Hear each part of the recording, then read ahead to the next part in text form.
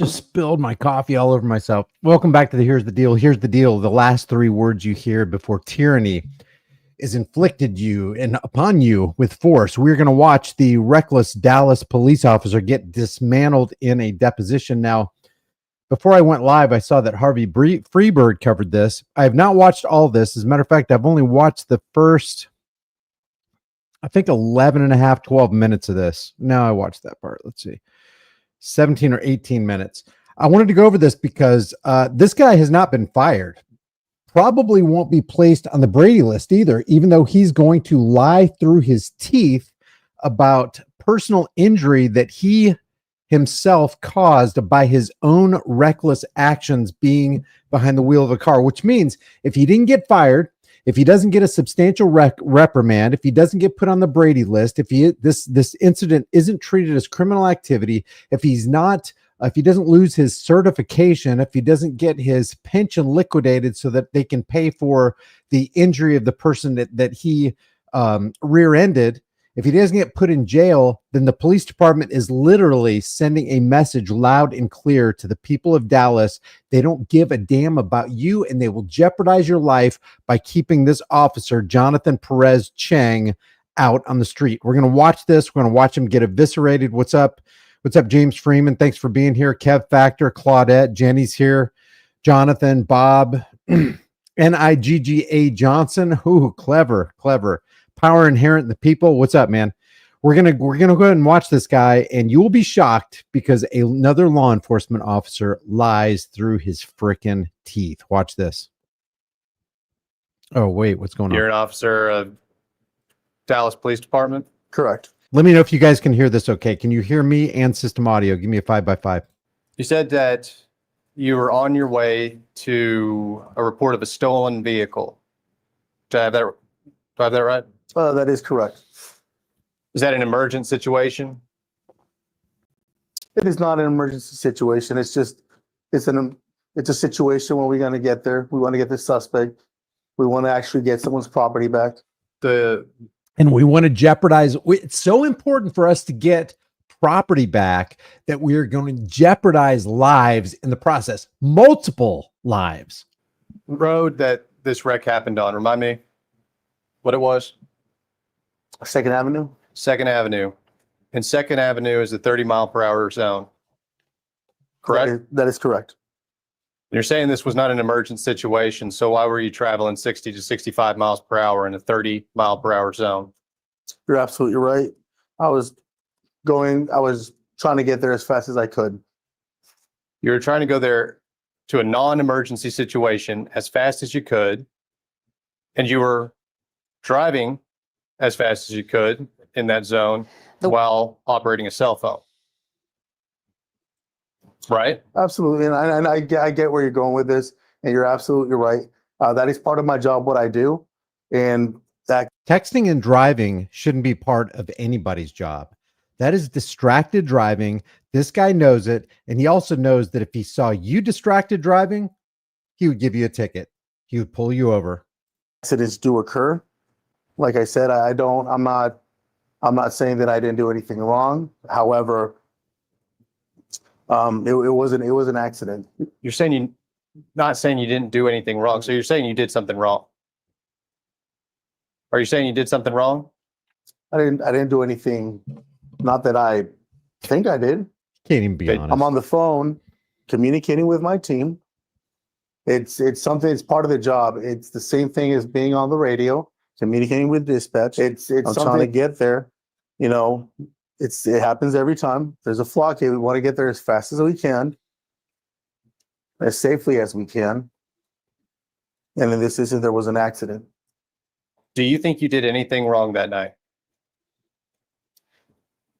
Going over the speed limit, I take full responsibility. What does that mean? But you said that this is part of your job, what you were doing that night, that moment. Part of my job is communicating with my team. So whether it be on the radio, whether it be through Zelle, we have phones with an application that we communicate with each other. When you say that you did something wrong, Mm-hmm. Going over the speed limit, Correct. You don't think that you were acting reasonably when you were going over the speed limit, do you? Objection. You can go ahead and answer.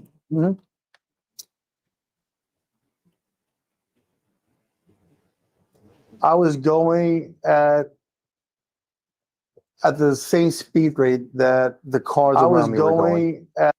So it would be reasonable to be going at that speed. What can I say to keep the crosshairs of justice off of me? What can I say to get myself out of this after I said I take full responsibility? When somebody says they take full responsibility for their actions, I mean, in real life, what is that supposed to mean? Words have meaning. So what does that mean? I take full responsibility. Well, if you did something that caused harm, then you must suffer the consequences. And the consequence is you need to fully restore as much as possible and make the injured party whole from your own resources, not the resources of the state. You should lose any kind of perceived qualified immunity if you harm somebody in the course of doing something negligent. You and I would. Testimony is that the other cars on that street at that time were all going over 2 times the speed limit. That is correct. And you're telling me that if everybody else is doing it, that's okay for you to do it. I love it.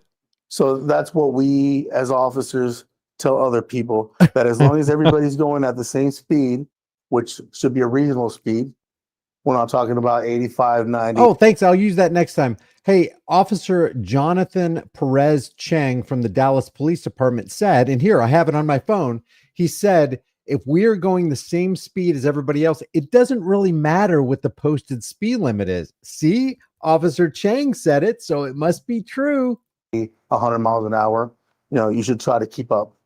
You're telling me if you saw a civilian driving a civilian vehicle at a speed in excess of 2 times the posted speed limit, that you would sit there and say, that's reasonable, that's okay, I'm going to let that go.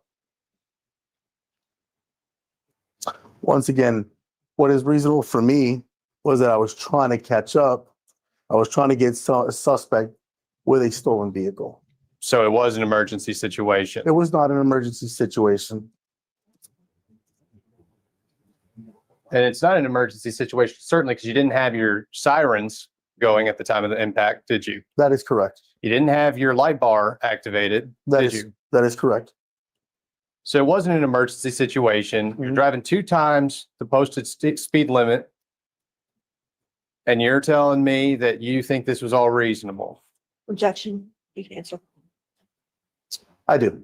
So you don't think that you should be held responsible, or that the city should be held responsible at all for what happened to Sandy Ghanem? So if you ask me personally, once again, if the person in front of me is going at the same speed that I am, and it just comes to a complete stop without putting a signal to turn left, yes, I consider myself as reasonable. And if the person in front of me comes to a complete stop, once again, it's an accident that does occur, and it occurs on a daily basis. You went through some training to be a police officer. Yes, sir. If you don't have your sirens going, are you allowed to drive 2 times the speed limit? No, sir. Okay, so you did that wrong. Yes, sir. Similar question. If you don't have your light bars activated, are you allowed to drive 2 times the legal speed limit? No, sir. This man is a walking contradiction.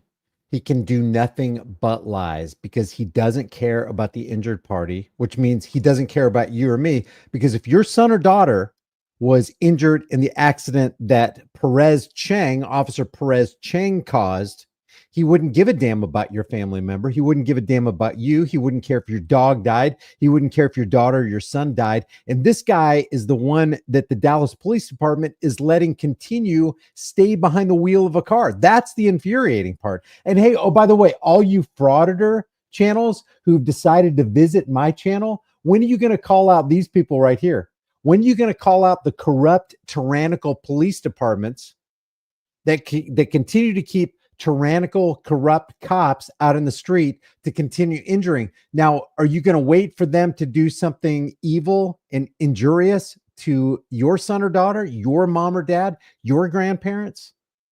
This is what kills me about these frauditor channels, is that they are so quick to laugh at and scoff at the arrest of a person who's just exercising their First Amendment rights, and yet they withhold any word of criticism that could rightly be launched against all of these thin blue line tyrants.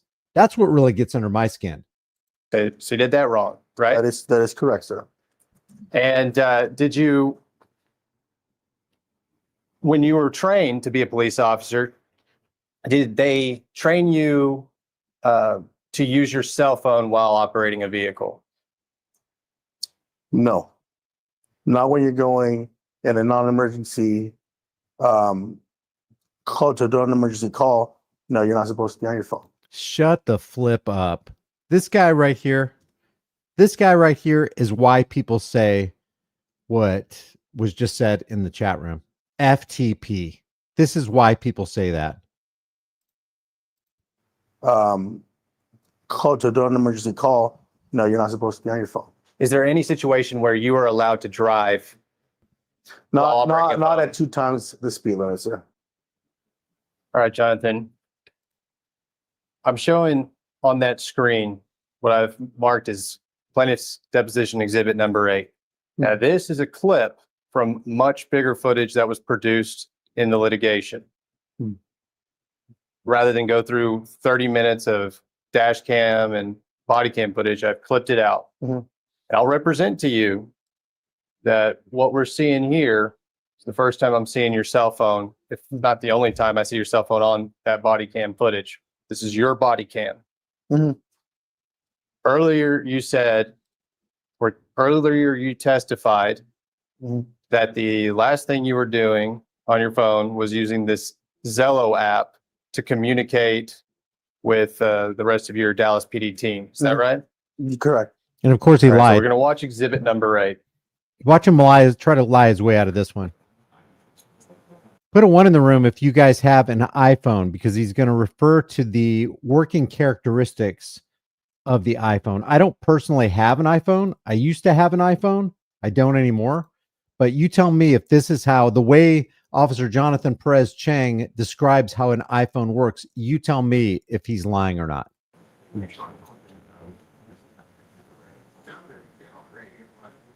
Watch when he first opens the iPhone. It's gonna go, but then right when I'm putting the head over there and channel 7 call. Look, he just flipped up. That's the first thing that pops up immediately after the accident that he just caused. And let me just remind you, the accident that he caused, he's going twice the speed limit. The posted speed limit is supposedly 30. He's going 60 to 65 miles an hour, reportedly. And then he rear ends somebody and severely injures them. And so this is a personal injury lawyer that's talking to Officer Chang immediately after the accident that Officer Chang caused, without having sirens on, without having lights on, without going to an emergency. He swipes up on his phone, and the first thing that comes up is a messenger app indicating that the last thing he did before the accident, I mean, if you have common sense, is that he was texting to a friend. In this case, it was a chick. That's your phone, is it not? That is correct. Mhm. So I paused the video. Mhm. I've paused exhibit number 8 at timestamp 15. Well, it's not the timestamp on the Axon footage, but it is the timestamp of this particular clip of it. Mhm. And I'm going to rewind it back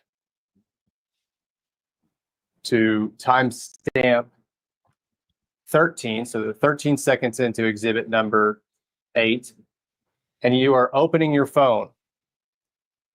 Here we go. Accurate? That is correct. All 4 waiting. I've now scrubbed forward a half second. So we're still at timestamp number 13. Mhm. And the first thing we see when you open that phone is what appears to be a text message or text message conversation. Do I have that accurate? That is correct. So the last thing that you were doing on your phone was this text message. And no, Objection. You can answer. why it's on right there, I have no idea. Frickin' BS. You got caught and you continue to lie. You have zero credibility. And this is why I say this guy represents all cops, because all cops in all departments are trained to lie. They're trained to deceive. They're trained to get a story out of you. They're trained to believe that they have more rights than the rest of us, and they operate even above their own so-called laws. By the way, laws are nothing more, nothing less than the opinions of politicians backed by the threat of force, and they would have no teeth if it weren't for the thin blue line tyrants like this guy. Now, if the problem with the world is that we have evil people, then the last thing you want to do is put an evil person like Jonathan Perez Chang in a uniform and having him exercise authority over you. You know, you have do you have an iPhone? Do you have an iPhone? Shut up. There's all Shut of up. these different apps and all these different things that you use, and they open up.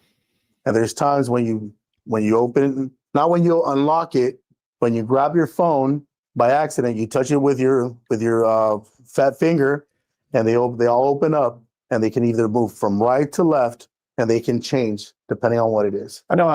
Now, I know Power Inherent and the people, he's got a really good YouTube channel. You should check it out. He says, I don't believe all cops are bad. It's not a matter of belief, though. It's a matter of objective truth and evidence and proof. So here's my contention. All cops are bad because most laws are bad. Most laws are unconstitutional and objectively immoral. So if most laws are unconstitutional, objectively immoral, let me just give you one example of a law. Let me just give you two examples right off the top of my head.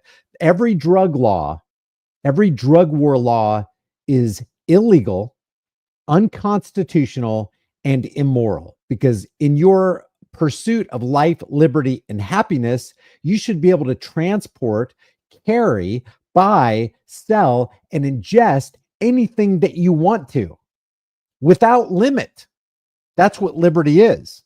But the drug war says, no, the government knows best about you, and you shouldn't be carrying that plant matter. You shouldn't have burning plant matter. You shouldn't have paraphernalia. So the drug war laws, number one. Number two, you got the gun control laws, which there's no such thing as inanimate object control. Gun control is just a euphemism. You're not trying to control guns. You're trying to control people. So if any law enforcement agent enforces any gun law, it's a violation of his oath to uphold the Second Amendment, which you have the right, the unalienable right to keep and bear arms, which shall not be infringed. So all cops are bad because they sign on the dotted line to uphold, quote, the Constitution of the United States, ... and the conjunction that links them both, and all the laws of the state, including the unjust, immoral, unconstitutional, and evil laws. So if a cop is swearing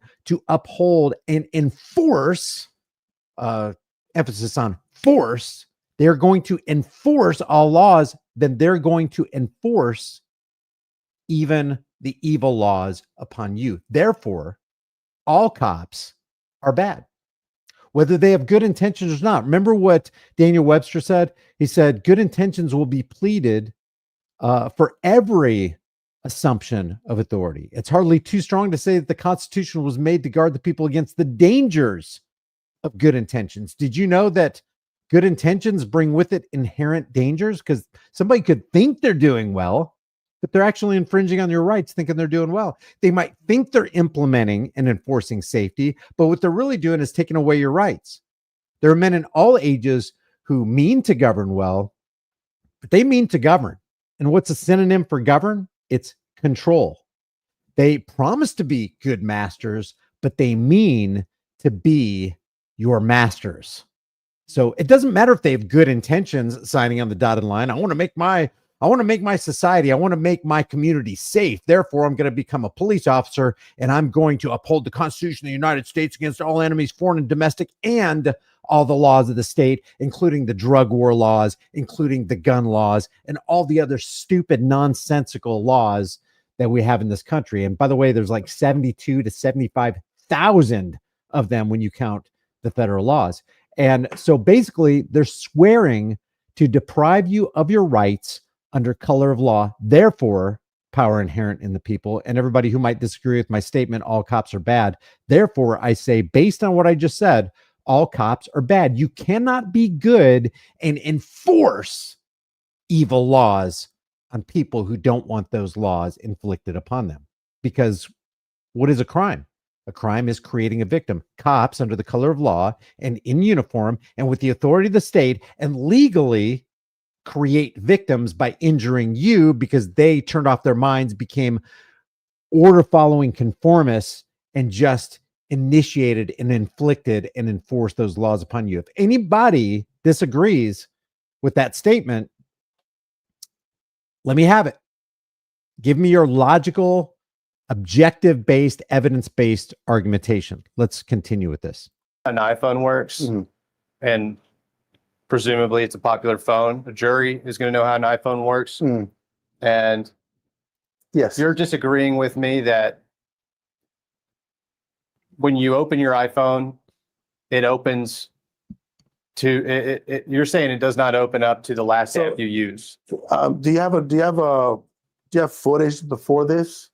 Because I had already grabbed my phone before that.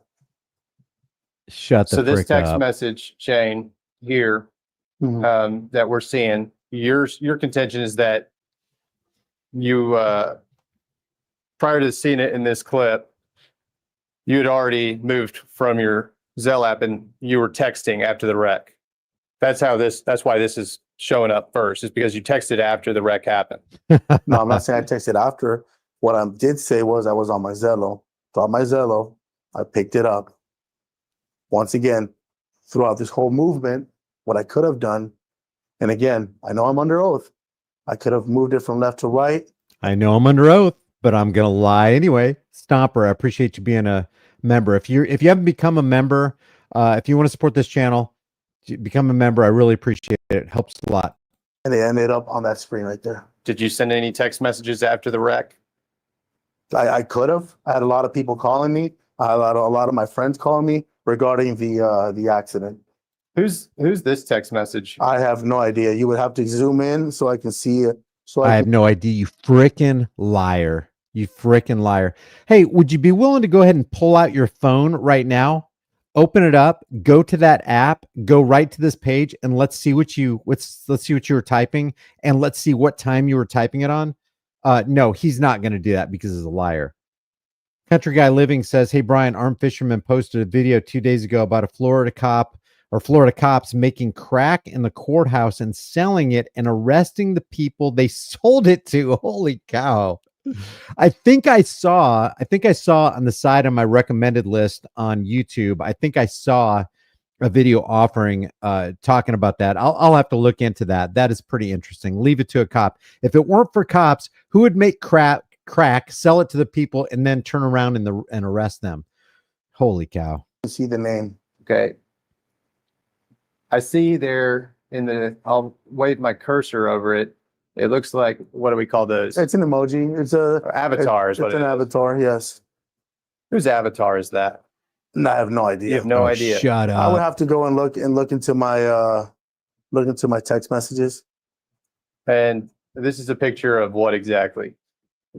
No idea. No idea. You don't remember this conversation whatsoever.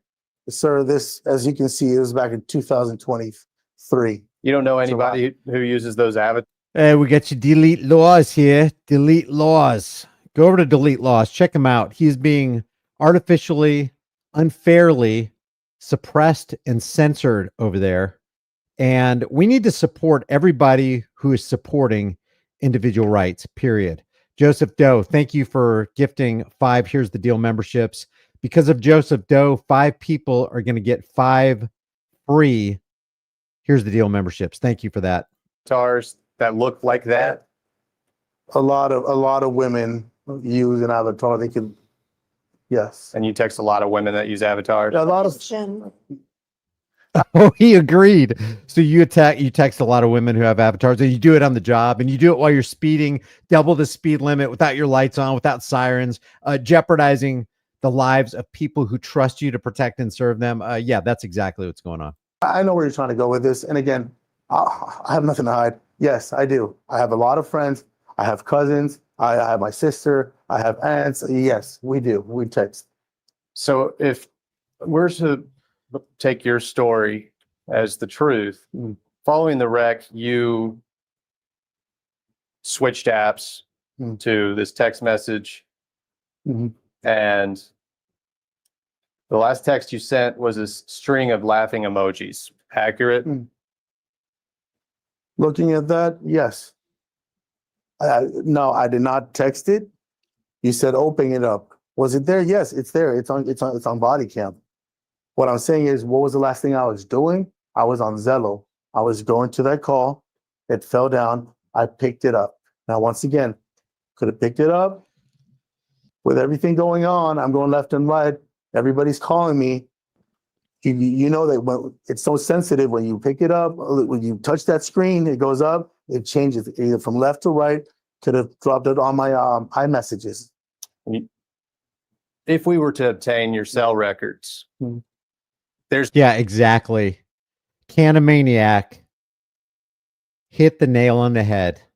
When a cop says, I have nothing to hide, it means I have everything to hide. When a cop says, I'm not lying, he is lying. I'm talking about cops, judges, politicians. These are all parasitically living off of the rest of us, claiming to serve and protect us, and they do the exact opposite 24 hours a day, 7 days a week. You know why you get a paycheck? You know why I get a paycheck? Because we work for a living. We engage in societal, voluntary, mutual, consensual business transactions where we create a product or service and somebody voluntarily buys that product or service. A cop, a judge, a district attorney, a prosecutor, a politician, they all get paid by forced extortion of the people.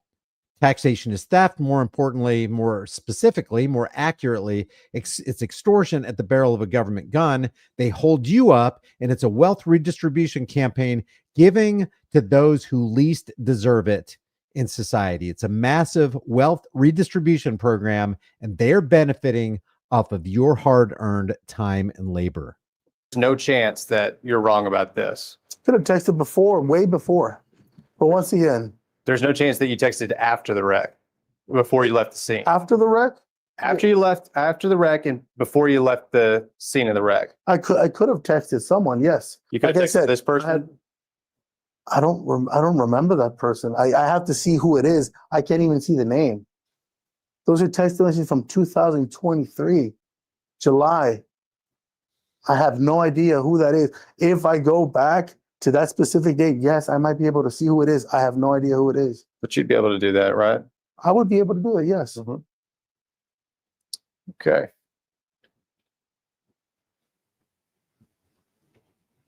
After this wreck happened, were you reprimanded by the city of Dallas? Oh, yes, I was. Listen to this part. Not only did they give me points, which is I think that there's a point system. I don't think it's 3 or 4 points. You get into a non-driving status, but they also gave me, I think it's like a white copy where you basically you did something wrong and you have to sign it, which I did. Okay, so earlier when you said this is just kind of part of your job, what you were doing that night, city of Dallas they don't agree with you on that. Once again, I'm not expecting. You're doing your job. You're doing a great job. And like I said, I take full responsibility for going over the speed limit, and I totally get it. And once again, I don't expect you to know my job or how I feel about my job when going to a certain call. Yes, there's policy. Yes, there's rules. Once again, I'm very passionate about getting people's property back. And if I feel there's a stolen vehicle and there's a suspect, I don't know what that suspect has done, whether he has a homicide warrant, whether he has any other type of warrant. Yes, I want to get there. It is my passion. You know what this makes me want to do? This makes me want to go to Dallas, and Dallas is about 4.5, 5 hour drive from me.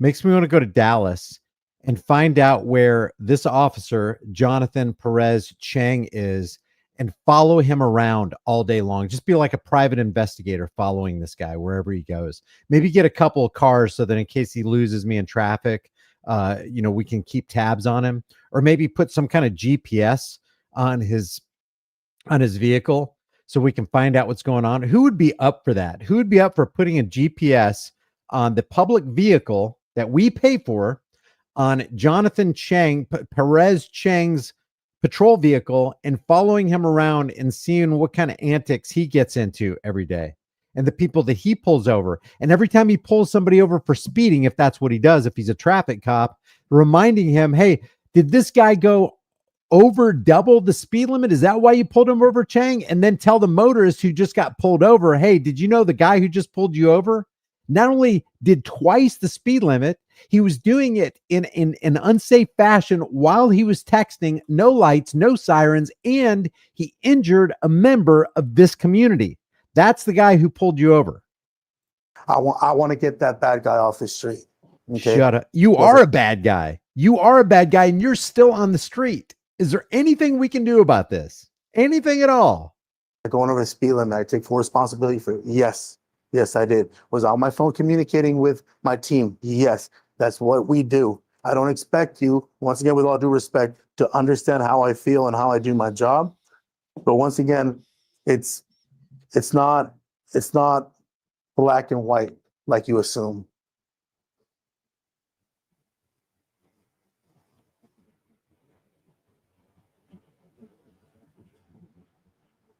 Not black and white, like I assume. Here This he wreck goes. is not black and white.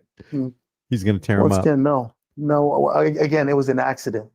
Driving 60 to 65 miles per hour in a 30 mile per hour zone without your light bar on, without your sirens on, that's not black and white. Once again, I take Objection. Guys, let me ask you a question. And I'm serious. What would happen to you if you drove double the speed limit, you're texting while you're driving, and then you run into the back end of another vehicle, causing serious injury? What would happen to you? Just tell me. I was leaving California, driving a Penske, like a box truck, a big box truck with a trailer.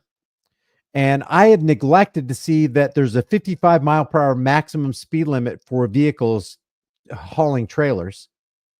And I got pulled over by the CHP, and they gave me a $547 ticket for going, I think it was 67 on a 75. The freeway that I was on was 70 or 75 miles an hour. So I was going I'm thinking, hey, I'm going under the speed limit. I was doing like 67.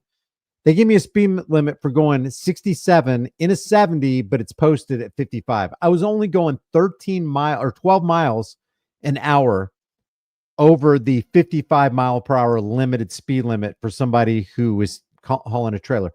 $547.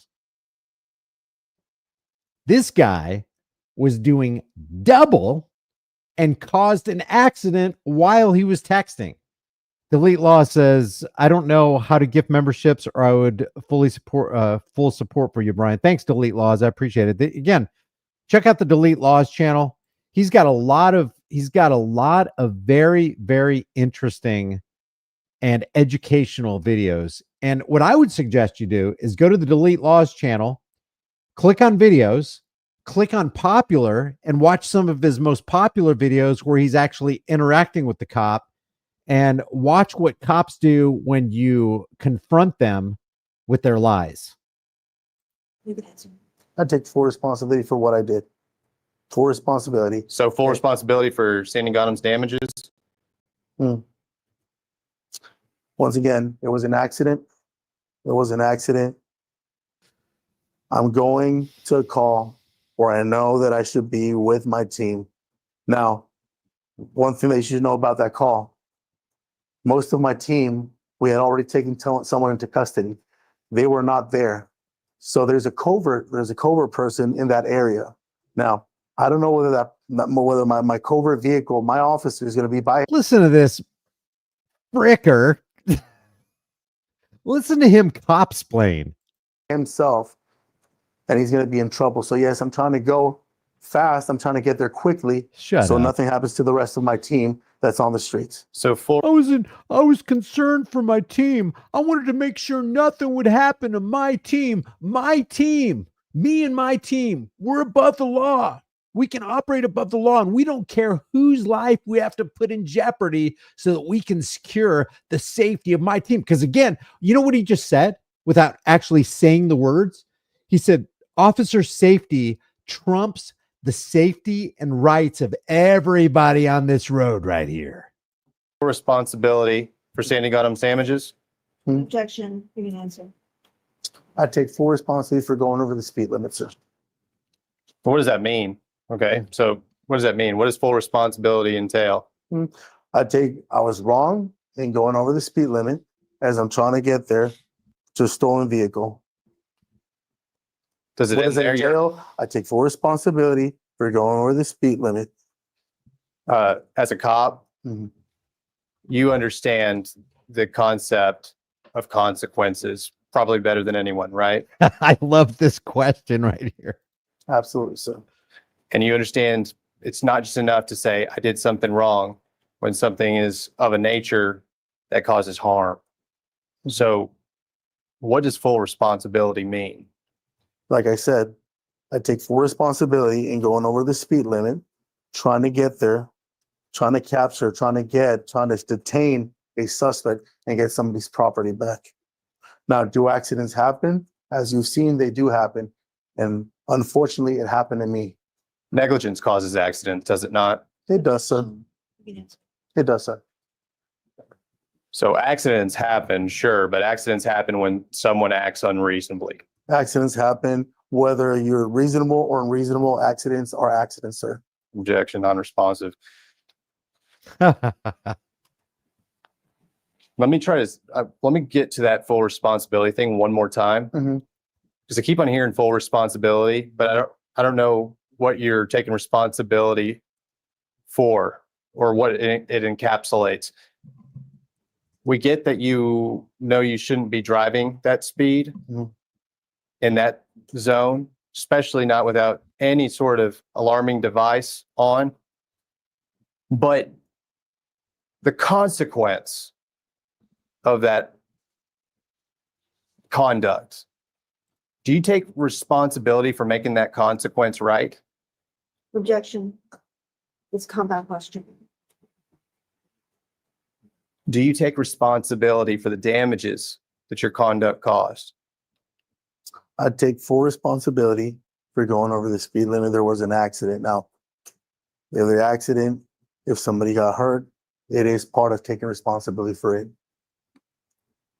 Thank you. By the way, responsibility is response able. You're able to respond.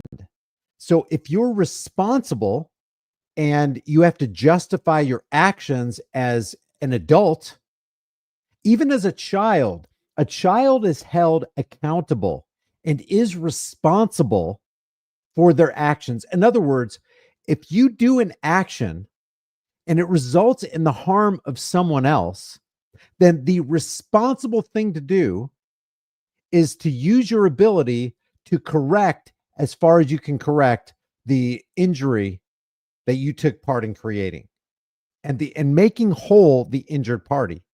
So when you're saying I take full responsibility, that means you're accountable for your actions and you're responsible to make the injured party whole. That's what it literally means. So I love what this attorney's actually doing because he's boxing this pig.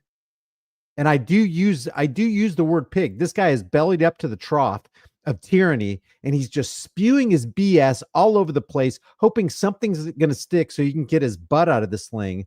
But if he was truly taking full responsibility for his actions and was truly accountable for what he did, then he alone should bear the full brunt of making the injured person whole without alarming or alerting or sapping the energy and the time of anyone else, i.e., the taxpayers and the state.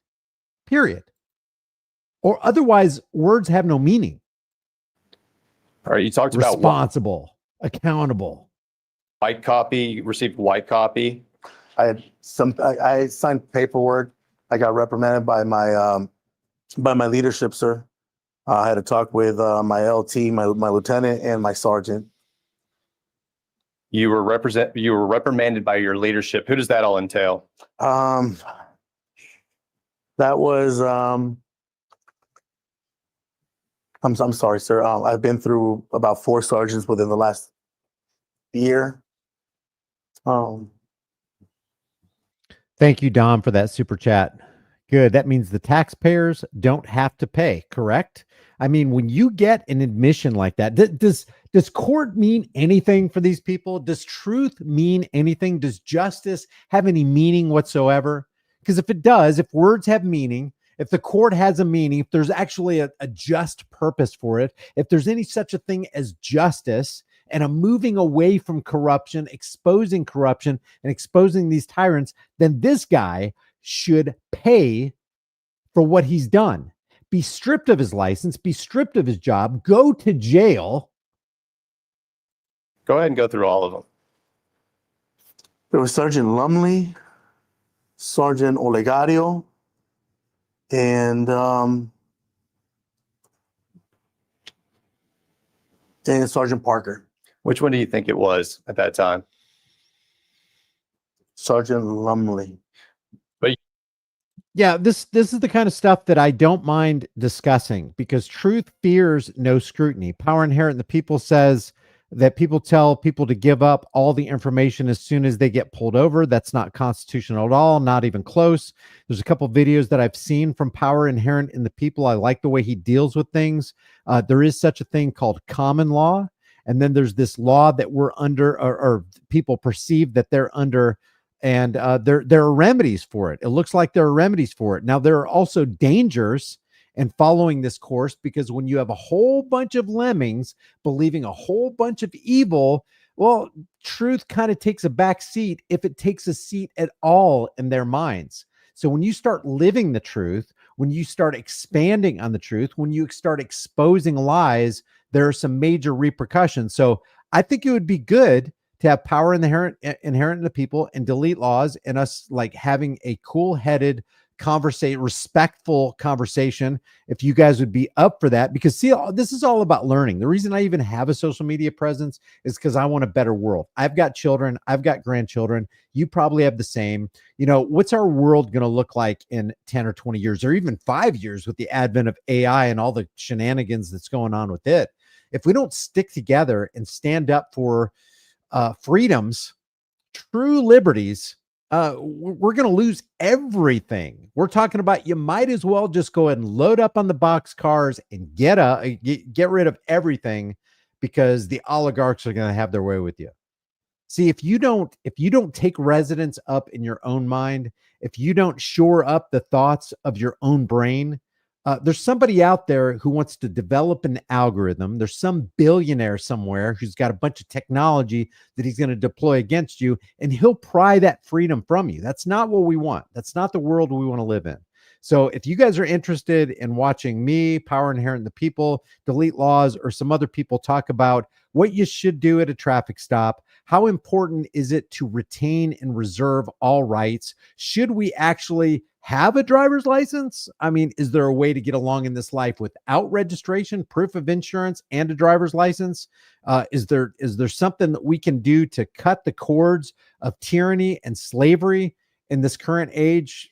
If you want to take a look at that kind of debate, or not so much a debate, but a conversation, then put a 1 in the room, and we can try to set that up maybe in the next week or so. You don't remember being reprimanded? You don't remember which one of those reprimanded you? I don't, sir. Honestly, when I come to work, I don't even, just straight up, don't even remember half of my cases. Sometimes when I have to go, why? I want to forget about everything that happened at work. I want to live a normal life. When I have to go to court, I literally go to RMS. I click on the case number. I read it just so I can get a refresher, so I can remember. I go to my body cam. I'm like, okay, this is what happened. Okay, This is a little all right. different though. This is Yes. you are personally involved, and you're telling me you don't really remember, That is correct, sir. so you blocked it out. Yes, sir. It must not have been, and correct me if I'm wrong, but must not have been a very serious reprimand.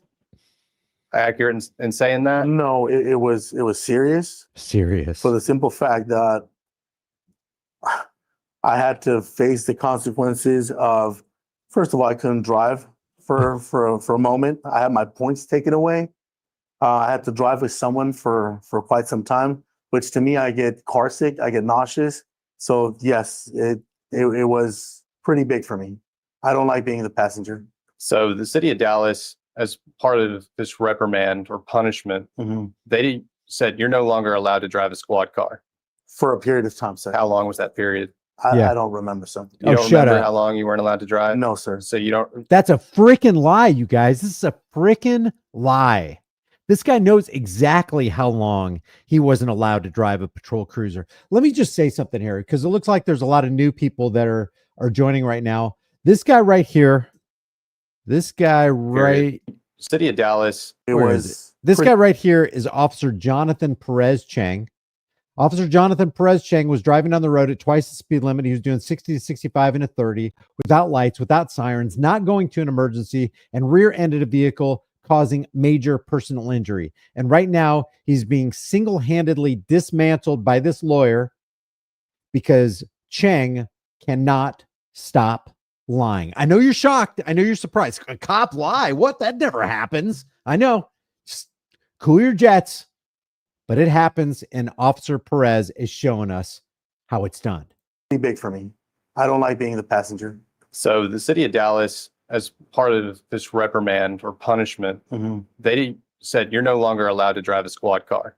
For a period of time, sir. How long was that period? I don't remember, sir. You don't remember how long you weren't allowed to drive? No, sir. So you What a don't. liar. You're telling me that you hated it.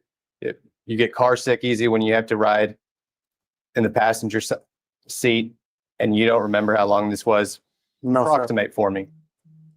Estimate. Come on. I don't. 2 Estim- months, a month and a half, 2 Oh, months. 2 shut up. months. I don't remember, sir. It could not have been 6 months. I don't think so, sir. So it could. When you're into, I think you get either 6 months or a year once you hit your 4 points. If you hit your 4 points. With this one, if I'm not mistaken, I was at 3 points, which I was a point away. That's why for about a couple months they took me off the streets, meaning that I was a passenger. So I want to hit that 4 point mark. Okay, so you, as of the day of this wreck, you had already had 2 points. No, so that's what I'm saying. They reprimanded because it was a serious matter. Yes, you are right. Meaning they gave me 3 points. 3 out of 4. 4, you're out, right? Yes, sir. Correct. Okay, so we can think of it as a scale, Oh, a naughty scale, and Correct. you got 3 out of 4. 4 being the worst. yes, correct, sir. So they did not like this. They did not like it, sir. And are you on any sort of probationary period with Dallas PD? I'm off. I'm out. I'm off probation, sir. Is there any way you can get points taken away? Like, He's let this sink in. He's off probation, on the streets, behind the wheel, and as dangerous as ever, and hasn't learned a damn thing. Power inherent in the people says, bro, having a driver's license is crazy. Worried about points? I could never. Now, power inherent in the people. Let me ask you a question. Well, gosh. Okay. I'm going to have to save this for, I don't want to get off into the weeds. I don't want to get away from this right here. But we do need to have a dedicated video talking about driver's licenses, travel versus driving, corporate versus private capacity. We definitely need to have those questions answered. There's so many people that rail against it. There's so many people who are just willing to go along and get along. for good behavior, or So every 2 or 2.5 years, it resets. so you can do something really serious get 3 out of 4 points. And as long as you don't hit that 4th point, it'll reset after 2 years. That is correct, sir. Wow. From my understanding, it's been like that. Yes, sir. Detail any explanation on the points. Why did you get 3? What was, aside from the fact that you rear-ended someone, what else did they say you did wrong? I mean, aside from the fact that you were speeding, what else did they say you did wrong? An A&I officer came, asked for my statement. They looked at the damage. They took pictures. They took video. Again, I had paperwork to sign. I signed it. And you would have to go ahead and ask for a copy of those of that paperwork. You don't remember what all they told you did wrong? Going over the speed limit was one. Yes, sir. Was one, but my question was what else? I don't remember, sir. You don't remember? No, sir. Wow. You're 1 point away from losing your badge. You don't remember what they told you did I'm wrong? 1 point away from losing my badge. I'm not going to put any more stress on myself. What I'm going to do is I'm going to listen to my sergeant, listen to my lieutenant. I'm going to take my consequence, take the punishment, take the consequence, and wait for my turn. You know what this face is? This is the face of zero remorse for causing somebody serious bodily injury. And there's a word for that. There's a clinical word for that psychologists use. It is psychopath. He is unable to empathize with others. He is unable to feel sorry for inflicting injury on others. That is the mark of a psychopath. It just so happens that a large percentage of psychopaths wear uniforms. So the age-old question is, do psychopaths become cops or do cops become psychopaths? Incidentally, a large majority, if not all, politicians are also unable to sympathize with others. They'd rather take money than secure liberties for people. For my turn to come back. This happened, I know you said you couldn't remember the day that it happened, but looks like the timestamp on this video here in exhibit number 8, timestamp, the Axon timestamp says July 21st, 2023. Does that sound like the date that this wreck happened? If it's saying July 20, these cameras are pretty good. So yes. So it's been a little under 2 years, well, about 1.5 years since this wreck happened. Yes, sir. As we sit here today, Mhm. are you allowed to drive a Dallas PD vehicle? I am, sir. All right. And so that they gave you a new vehicle after a couple months. Correct, sir. Wow. Wow. Now, on the topic of Axon, I noticed you have an Axon body cam, but you did. Guys, if you worked for UPS or FedEx and you were caught going double the speed limit and texting, and you rear-ended a vehicle causing great bodily injury, the company would be paying for the injured party and their property. And the UPS or FedEx driver would lose their jobs, if not come up on charges for having hurt somebody. But not this cop. And why is that? Why is that? And who will protect us from the protectors? Not have an Axon dash cam inside of your squad car on the night of this accident. Accurate? No, there was a camera. We have to have a camera on. But an Axon camera. Feminazi Slayer says FedEx will fire you if you get lost. My son did. The FedEx has a higher standard for their delivery of inanimate objects, i.e. packages, than police departments do with humans who wantonly and neglectfully harm other human beings. Just let that sink in. I couldn't tell you. I couldn't tell you.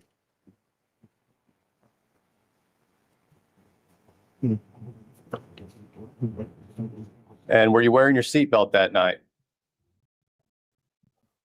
I was, and I took it off. Why? I had to pick up my. I can't pick up my my phone with my seatbelt on. Took my seatbelt, and that's when the accident happened. How do people like this sleep at night? They can't even.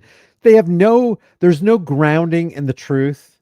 They're not in touch with who they are and what reality is and how humanity works. They're just in it for themselves. I got to protect myself. I got to protect my evil actions. I got to cover for my evil heart. This is just crazy to me, man. And I did get, now that you mentioned it, that I got points for that as well. Okay. For not having my seatbelt on. For not having your seatbelt on. Okay. Yeah, lying scumbag. Let me play this Exhibit 8 all the way through just to see if there's anything else we can talk about. I doubt it.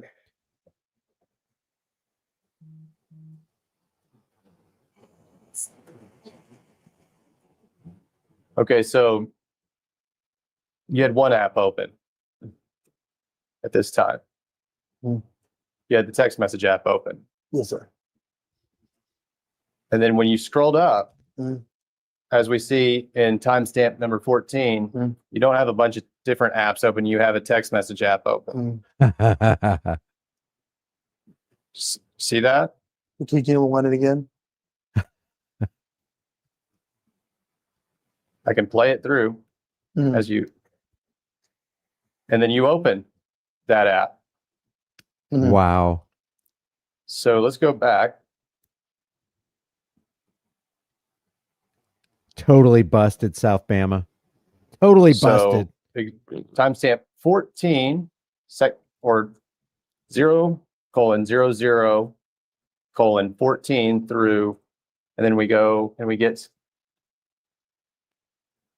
to timestamp 16, 2 seconds. That's where we're seeing, what apps, or really should I say app, you had open at that time. And it was the text message app, the text message app only. Do I have that correctly? Again, I clicked on the Zello. I'm not sure where you're going with this. Well, it doesn't matter where he's going with this. Your only responsibility on the stand is to answer the question, not to wonder where he's going with the question, but just to be honest. I'm saying, So I clicked on Zello. I opened Zello up. What is that supposed to Right. go? well, you said that you were on Zello, Yes, exactly. but that was what you were last on. But this is the first time we're seeing the cell phone. And when we open the phone, all we see are text messages. Once again, I'm not sure where we're going with this. I Shut open up up. Zello. I'm not understanding, sir. Let's ask about, I'm assuming that this is Zello here. That is Zello. That's yes. Okay, so that little orange icon. So as you can see, like for example, right there, this is what I'm trying to see, that it's very sensitive and a lot of things happen. That little button that you see, that's not the little button that was supposed to be there. All right. There's a big button. There's a huge button. And that's the reason why we have it, because it's easy to click. I don't have to be looking for it to click on it, because we have to be communicating back and forth in live time. So that's another thing that it changed. Thanks for becoming a member, Delete Loss. Appreciate that. I don't know how. I don't know if it's sensitive what happened, but that screen to Zello, as you can see, there's an X. It goes back, and I can bring my city cell, and I can show you. There's a big button. If somebody can download Zello, I can show you how it works. But that's not the little button that I was using. Objection non-responsive. I'm just asking if that is the Zello app there, where I'm waving my cursor at timestamp 16 on Exhibit 8. That is correct. Okay, so you open it up at this time.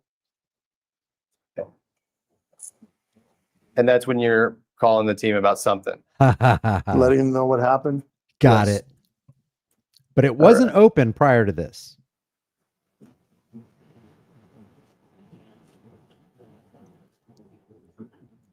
This guy's boxing this pig cop in. And I don't usually call cops pigs, but man, come on. If the hook fits, wear it. Pull up Exhibit number 1. I smell bacon, crispy bacon, says Biggie Music. Now, there were I smell bacon, crispy bacon. Jonathan Perez, he be faking. number of different officers from Dallas PD that arrived at the scene that night. Correct? Correct. And I'm not sure if you're aware of this, but a lot of the body cam footage from those officers has been produced in this litigation. You're aware of that? Yes, sir. Yeah, I don't make a habit of calling them pigs, but my God, the more you think about it and the more it sinks in what these people actually are, they're actually operating on a subhuman level because they're treating the rest of us like we're less than house pets. House pets get treated better than cops treat us. So when you see how a cop treats us like scum, when they themselves are the ones that are acting like scum, it's really, really hard to contain yourself. Really hard. I don't want to descend there, but I guess I already have. Or is that dissension? Happens. Have you watched that? I haven't seen anything, sir. Hold on, I missed this. Let's see. God, this really chaps my hide right here. Your body cam footage. I'm not sure if you're I just backed it up like 15 seconds. Sorry, guys. aware of this, but a lot of the body cam footage from those officers has been produced in this litigation. You're aware of that? Yes, sir. Have you It watched- happens. Have you watched that? I haven't seen anything, sir. All right, let's watch a clip from one of the officers' body cams. All right. I'll represent to you that this occurred after the wreck happened, while several officers were there and investigating it. I think that the context will become abundantly clear once I play it. So this is what I am marked as plaintiff's deposition exhibit number 1. Let's go ahead and watch. Hey, you driving by yourself? I was driving by myself. All right. That was you that we just saw? Yes, sir. Okay. All right, you got your driver's license on you? I actually don't have, but I forgot you. You did not have your driver's license on you that night? No, not on me. No. Okay, and you would give somebody a ticket for driving around without their license, wouldn't you? Straight up, if you check my records, I have not given anyone for no license. For no That's right. insurance, yes, but for no license, if they have an ID or anything else to prove who they are, I have not. I don't write tickets for no license. You liar. You freaking liar. What is the number one thing that cops must have? They want, they desire, they got to get it into their systems at all costs. We got to get your ID. ID, I need your ID. Wow, you freaking liar. You know you've done it. You can look at my record. Yeah, but I bet if we did, we'd find some things that you wouldn't want exposed. You are allowed to, though, I am allowed to, yes, sir. and they actually train you to cite people for that. Yes, sir, they didn't. They didn't. Where is it at? Should get. I'm worried. Do you want me to run myself? No, I mean, I would run you. What do you mean by, do you want me to run myself?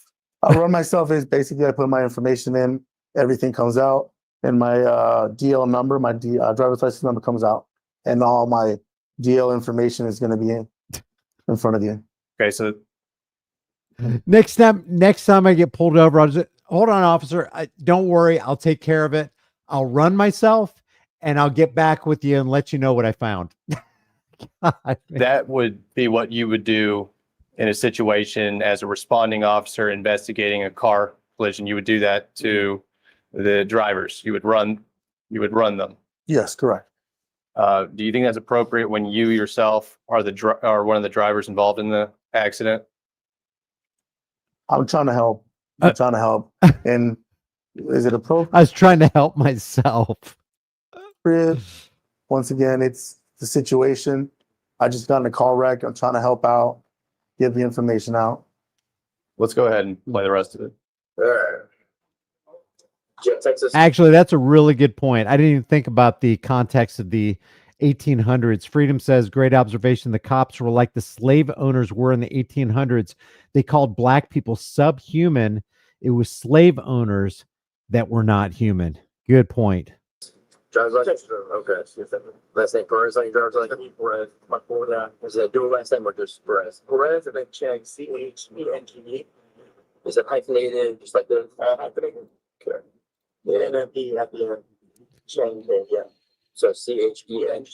Feminazi Slayer. This is for everybody who's not up to speed on what's going on. This cop right here that you see on the left screen, this is during deposition. This is him after he caused an accident, going twice the speed limit, without lights, without sirens, not going to an emergency. And so now they're doing a report on this accident. So basically the thin blue line wall of silence is covering for this guy, but this officer, Jonathan Perez Chang, who caused the accident and great bodily injury, is now in this deposition, and he's getting single-handedly dismantled by this lawyer. Okay, first name is Jonathan. JONATHAN. Date of birth, 05/15/1988. Okay. And what's is that 725 South Jim Miller? 725, yes. Or North Jim Miller, I forgot. 725 South Jim Miller. South Jim Miller. Oh, by the way, let me just say, what you will notice or not notice, well, you'll notice that's not there on this scene, is where are all the camera people? This is why, if you ever see a large amount of police lights, it'd be a good idea to find a safe place to get out and just start rolling audio. You don't have to say anything. You don't have to have a script ready or anything. Just record the police, because body cam evidence disappears, dash cam evidence disappears, and maybe the only thing that this injured party that this cop caused would have to give to a lawyer to win a substantial settlement and get this cop off the streets. Possibly that didn't happen this time, but all that they might have is your video evidence. You are actually you're the jury. You are the live jury on the scene. You're the judge. You're the jury. You're letting the world see what's actually going on, as the cops, and they will try to hide the evidence. All right. What's the zip code on that station? 75217. Who is this that you're speaking with? That's the ANI officer. Do you happen to know his name? I don't. What is an ANI officer? It's accident investigations officer. Okay. Why is it called ANI? Am I mistaken? ANI. I have no idea, sir. It's all right. What's up, Kyle? What's the station phone number? 214-670-8345. Okay. So start check. Get back to me sometime tomorrow, whatever. I'll be right with you. What is that he handed you?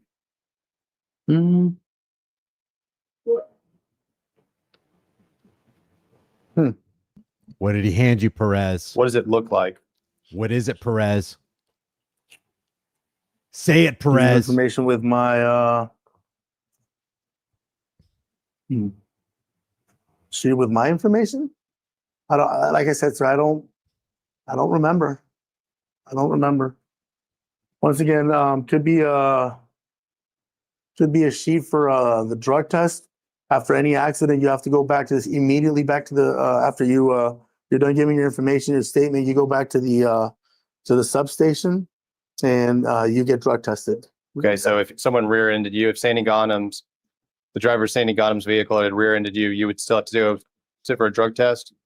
Anybody involved should, yes. Are you required to? You're required to. If you're rear-ended? I wouldn't be able to answer that. No, You don't know? I don't know, sir. Let's go ahead and keep playing.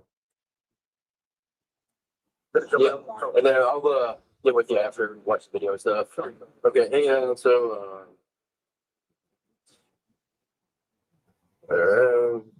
So what happened? Okay, there's a blockade. There was a blockade right over here. It's a Dodge Ram, red Dodge Ram. I'm on route. Let's go check it out. Okay, so I'm heading over here. And as I'm heading over here, all of a sudden, let's see, there's a silver Armada. Stops, no signal light, and I try to miss it, and then I hit it. I end up here. I immediately turn my body cam on. Okay, I go up, and I'm like, "Hey, buddy, like, what happened? Why'd you stop like that?" And he's like, I'm sorry, sir. He's like, I was following my GPS and they told me to turn right here. Okay. And I'm like, I get it. It's all good, but like, you can't stop like that. You gotta, right. You're like, yeah, I'm sorry. Okay, I'm sorry. So which lane were you in coming down? I was on the left lane, all inside lane, yeah, right behind him. Like not behind him, but like right. So he's in front of you. He's in front of me. Okay, he just randomly stops right here. Okay, into the business or business? Yeah, he said he's gonna pick up his dad. Okay. And then he's following GPS and he's going in front right there. Okay. Yeah, it's not enough that he injured this person, but he's going to blame the accident on this innocent person. This guy is scum of the earth. Welcome to the Scum of the Earth show, featuring Jonathan Perez Chang, officer for the Dallas Police Department.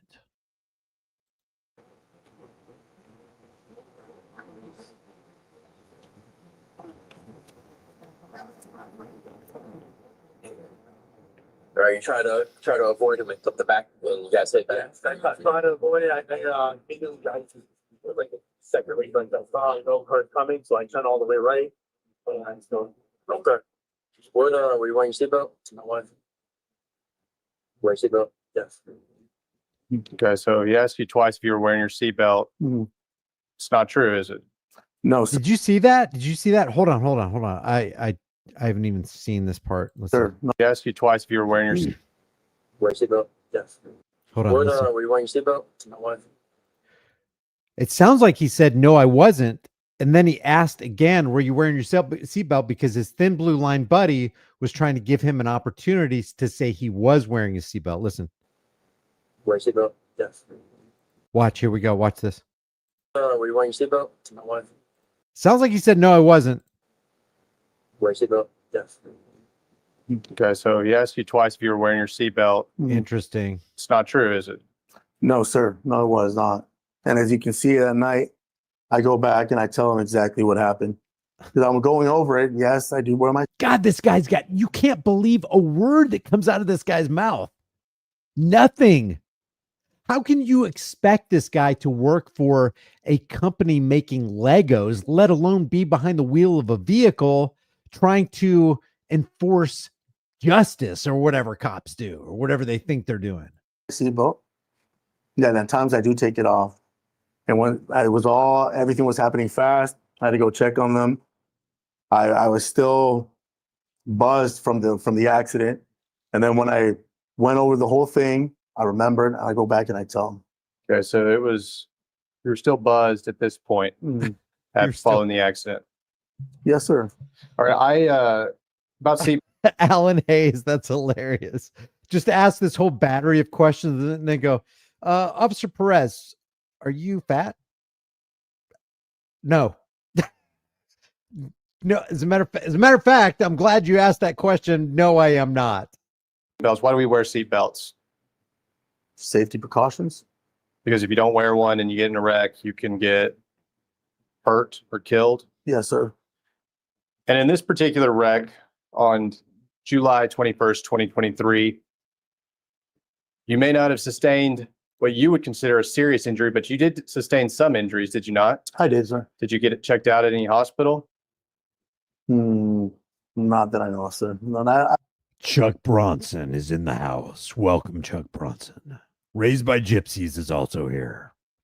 Swamp Lover. Let's overturn Terry v. Ohio. I didn't go to the hospital. Probably like a couple weeks later, I at the substation, I cut my finger.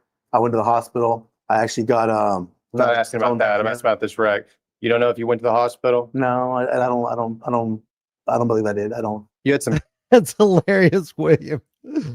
Officer Perez Chang, are you mildly overweight? Well, the technical police term for that, sir, is I am well cushioned. Delete Laws just dropped 5 Here's the Deal memberships. Thank you very much, Delete Laws. Visit Delete Laws channel. Let's see. You know what? There's a video that you need to see on the Delete Laws channel. I'll try to pull it up while we're watching this. It's very interesting. cuts on your arm from this wreck. right? I did. Yes, Cuts that were not there prior to this wreck. that is correct, sir. And those cuts were from the glass, your front windshield breaking. Most likely, yes.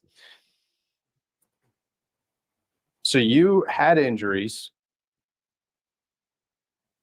Well, let me ask one more thing.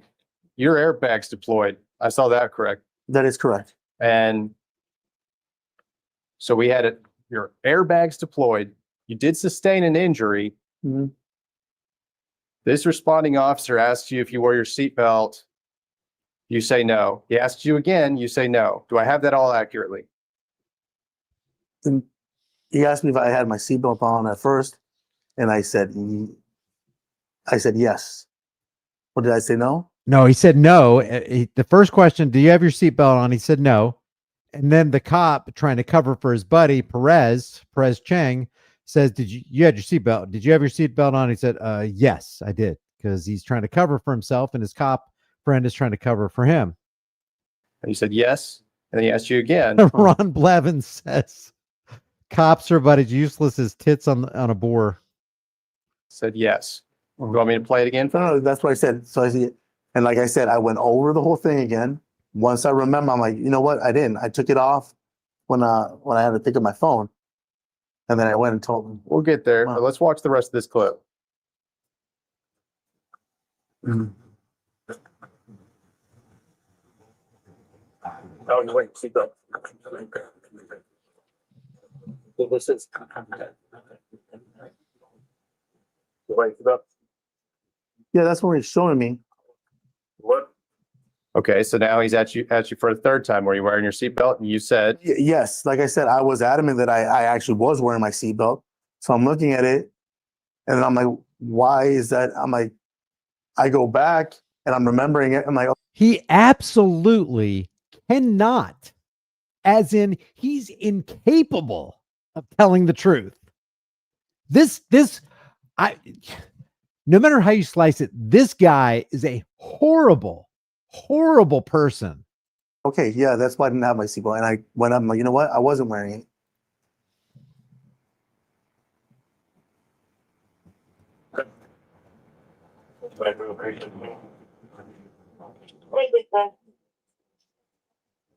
Alright, so I take some pictures of injuries and then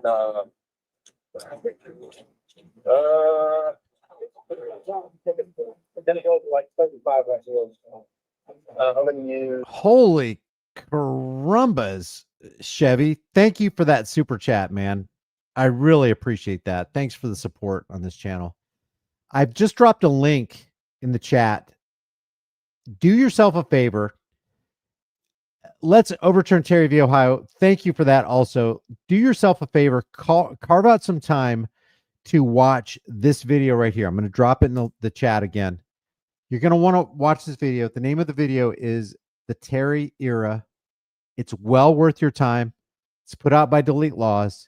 It explains exactly how much power a stupid law like Terry v. Ohio gives to cops and its far-reaching ramifications. So check it out.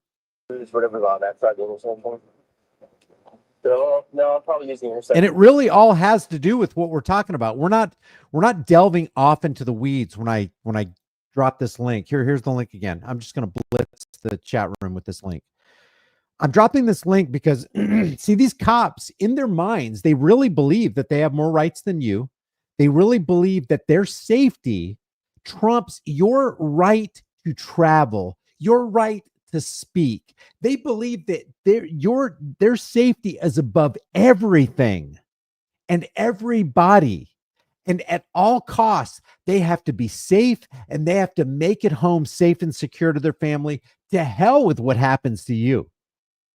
They don't care if you get minor or major nerve damage from those cuffs being on. They don't care if they cut off your circulation. They don't care if they kneel on your back and squeeze the life out of you. They don't care if they're prison guards and they knock you in the block 5 times as your hands are cuffed behind your back. They don't care how many times they drop you to the floor and kick you in the head like the jump out crew in Memphis did to Tyree Nichols. They don't care how much you beg for your life And please don't shoot, don't pull the trigger like Daniel Shaver did to Philip Brailsford. They don't care how much pain they have to inflict upon you in front of your own family, up to and including tasing you 11 times, including 2 times in the private parts in front of your screaming kids and your family. They don't care. As long as they're safe, as long as they make it home at the end of their shift at the end of the night, that's all they care. And where does that come from? Terry v. Ohio. Pennsylvania versus Mims, and the other nonsense evil, legislative evil that's been spawned across the nation. Then, only then can you understand the executive privilege these cops grant unto themselves, mere human beings like the rest of us. We got to understand how these tyrants think. So whatever second ad, and then it changes drastically. That vehicle that we see here at timestamp 4 minutes and 12 seconds on what I've pre-marked as plaintiff's exhibit 1, that's your squad car involved in the wreck on July 21st, 2023. That is correct. That's correct? That is correct, sir.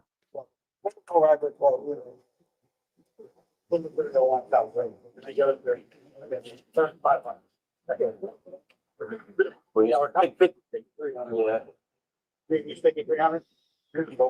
Okay. Yeah. So, yeah. Okay, I think needs to go top of it and stuff. I'll use 5,300. This one I just use 53 and 52.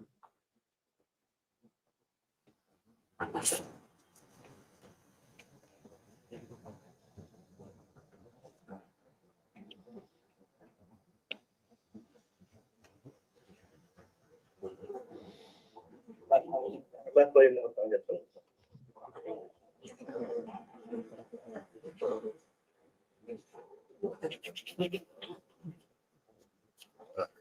I'm getting my city phone, take pictures, and then we'll go with you.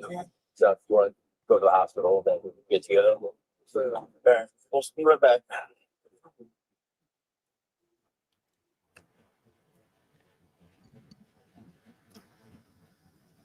I want everybody to, before we continue on with this, I want everybody to look at what Chris Freestone just said in the comment section. See, it's not a light thing when they put the metallic bracelets on you. It's not a light thing. And whether they really, really ratchet them down and tighten them up or not, you can suffer some serious, serious lifelong damage just from having those on for a couple minutes, let alone a couple hours. And then they make you sit on your wrists and sit against your wrists as they're cuffed behind your back. And it's not even necessary in most cases to even put the cuffs on, let alone cuff you behind your back. Now, there are a lot of people, young and old, who have rotator cuff damage, and this is just going to exacerbate whatever damage is there. This shows the grave inhumanity that a person who believes that they're in authority has over the rest of us. This is how sick and twisted their minds are. It's bad enough that they cuff you and put your hands behind your back. But Chris Freestone says, I have permanent nerve damage in my wrist from the last time I was cuffed years ago, still affects me. Guys, this can be, think about, I mean, we don't even think about using our wrists. You know, think about it. Everybody do this. Put a 1 in the room if you have serious wrist problems or complications, and then put a 1-2 in the room if you have serious complications in your wrist, specifically because of torture cuffs.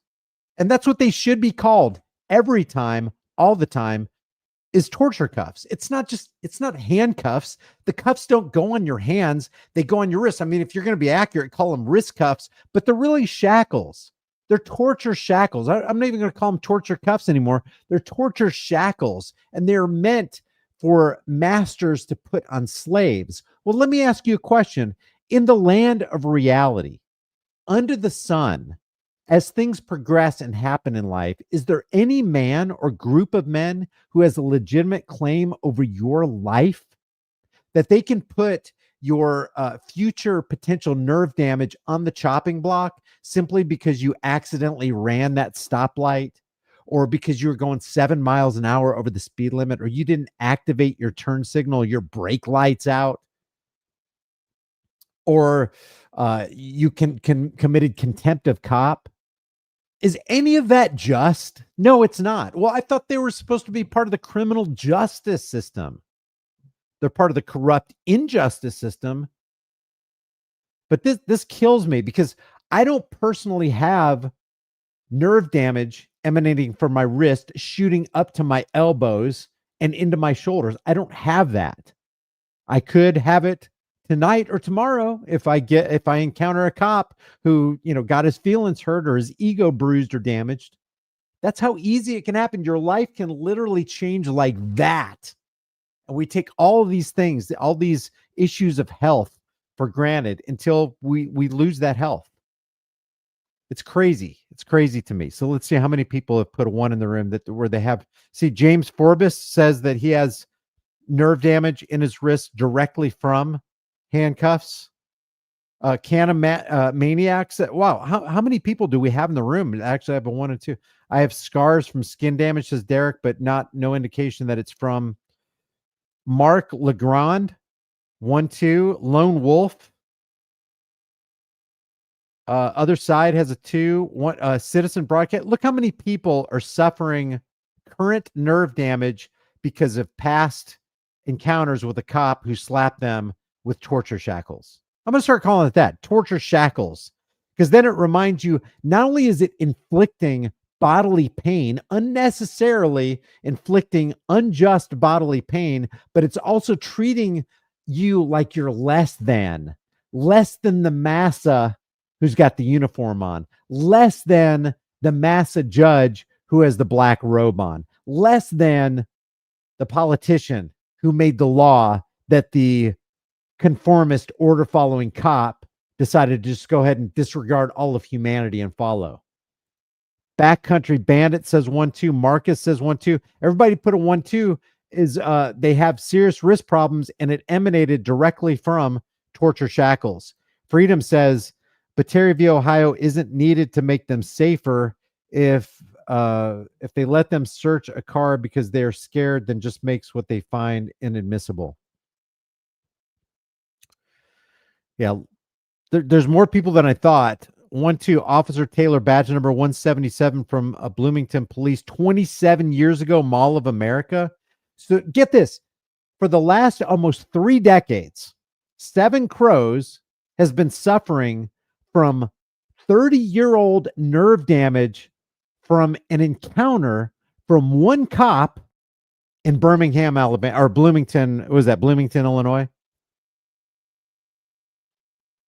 A pig's daughter, 1, 2. Nerve damage from torture shackles. Wow. All right, let's get back to this. Thanks for participating. Thanks for being here. While you're here, hit the thumbs up, share this video with everybody you know. We got a little more to go with this video right here because this cop is being completely eviscerated by this on the ball attorney. All right. You know what? We could actually do a live stream specifically centering around everybody in the chat who is suffering from nerve damage from their encounter with law enforcement. Isn't that sad? This ain't North Korea, not communist China. This is America, land of the free, home of the brave.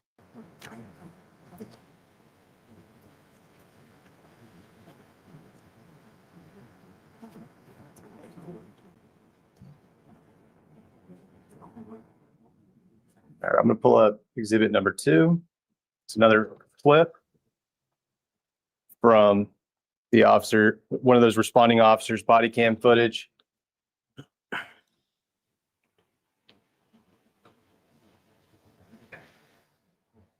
You ready? Ready, sir. Now, this is the same officer whose body cam footage we saw in the last deposition exhibit. It's just a separate clip. Mm.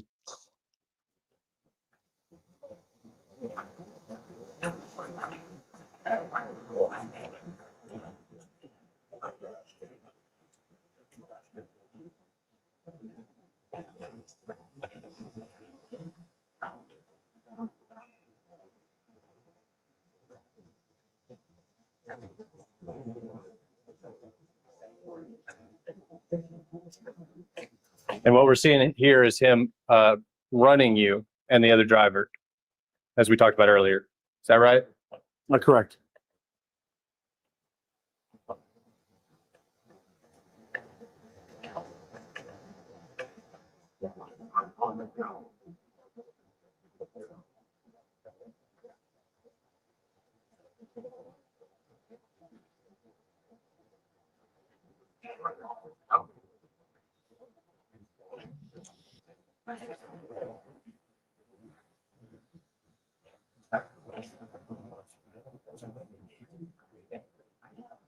So do an investigation on the driver that's open containers, some front passenger floorboard.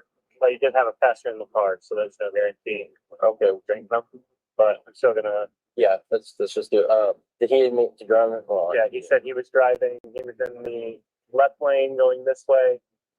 If he has someone make the U-turn, so he slows down to make the U-turn. Next thing you know, it's like a hit behind. okay. Yeah, that's kind of the same story you'll do. All right.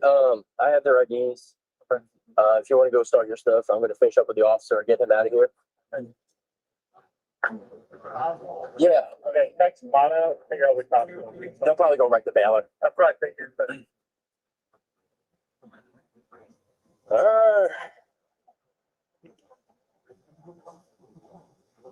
Why did he take a picture of you?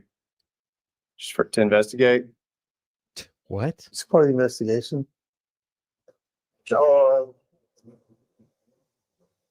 He's taking pictures of the injuries to your arm. Correct. anywhere else? Don't say anything. I think I hear it in my rib. Is this from it? Or is that old? I think so. Okay. And then in midsection? Really. You know what I want to know? And I always ask this question to myself.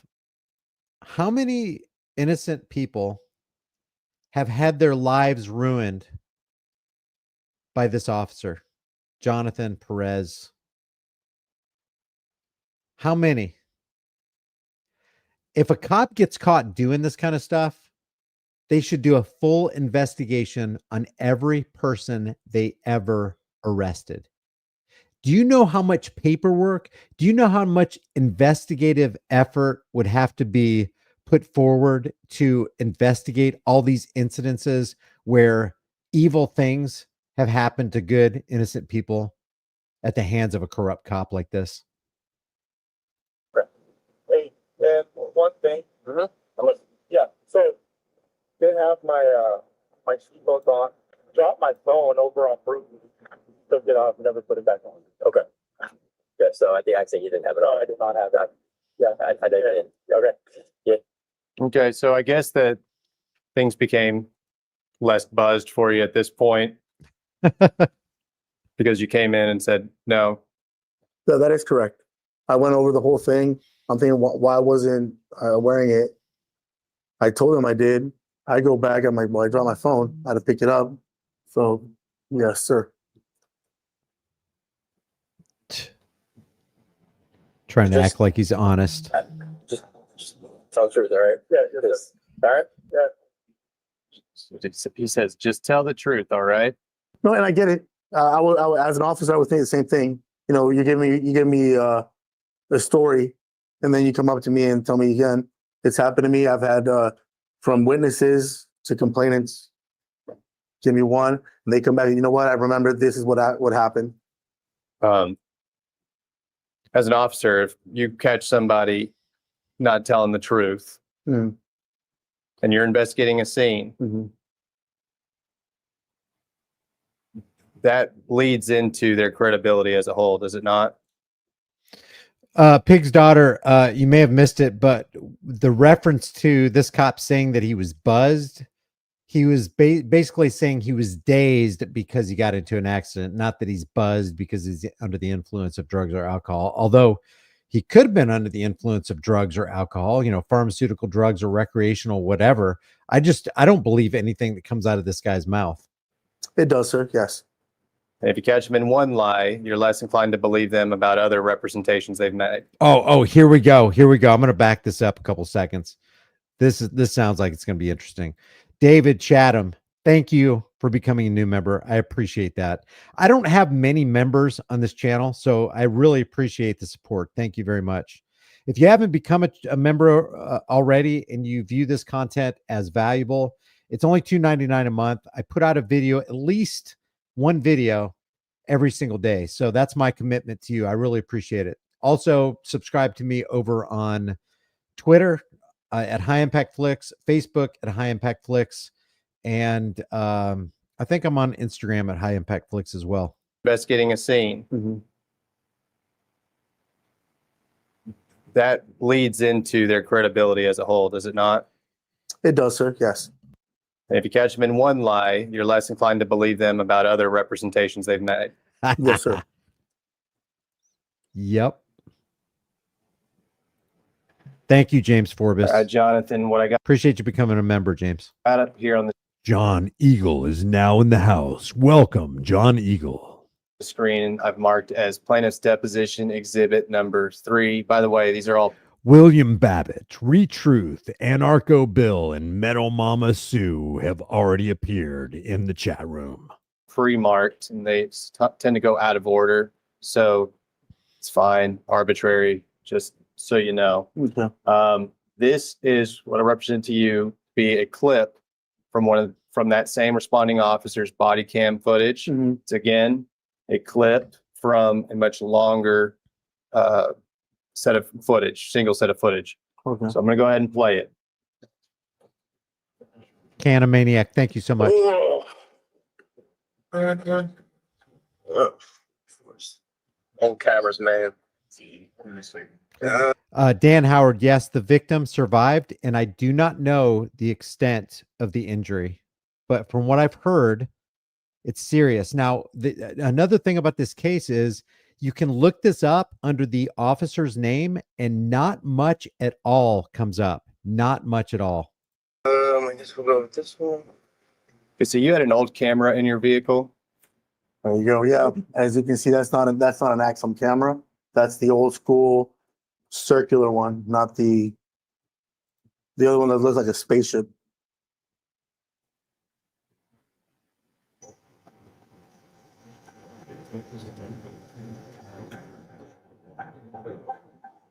And what is he looking at now? Here he's looking at actually my footage from the vehicle, from an in-car video. Sorry.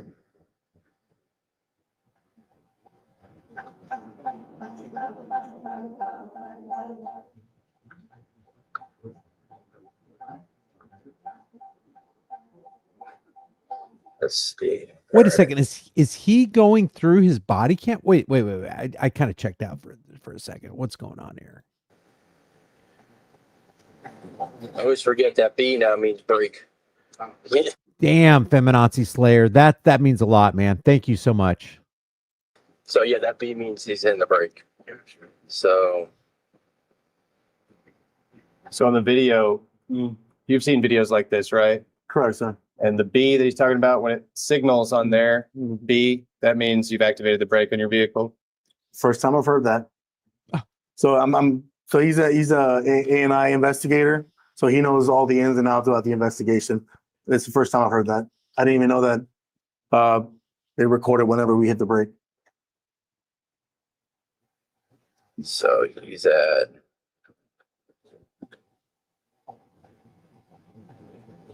that's 60 when he's in the break.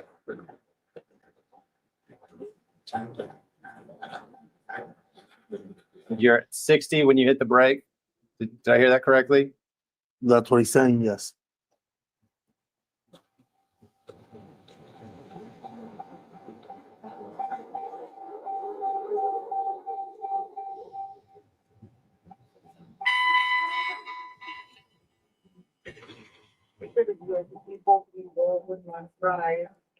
At 60 when he hit the brakes. Accidentally during the time I'm using his 2250. Yeah. But I don't think he. 2256. All right.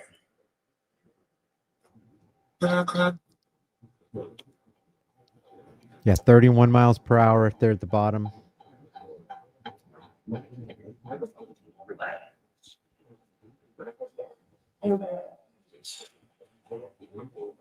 This is interesting, man. This is interesting.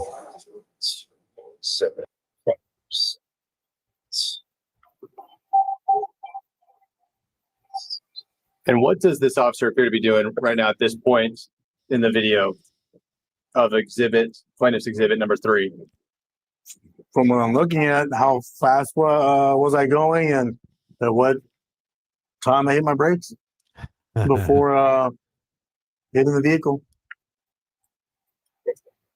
60 miles an hour in a 30 when he hit the brakes. Couple frames later, he's making contact with the vehicle ahead of him.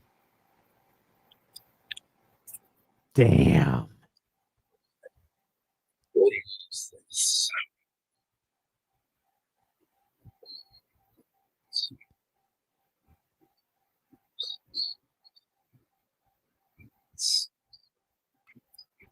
Wait, he coasted down from 80? How did I miss that?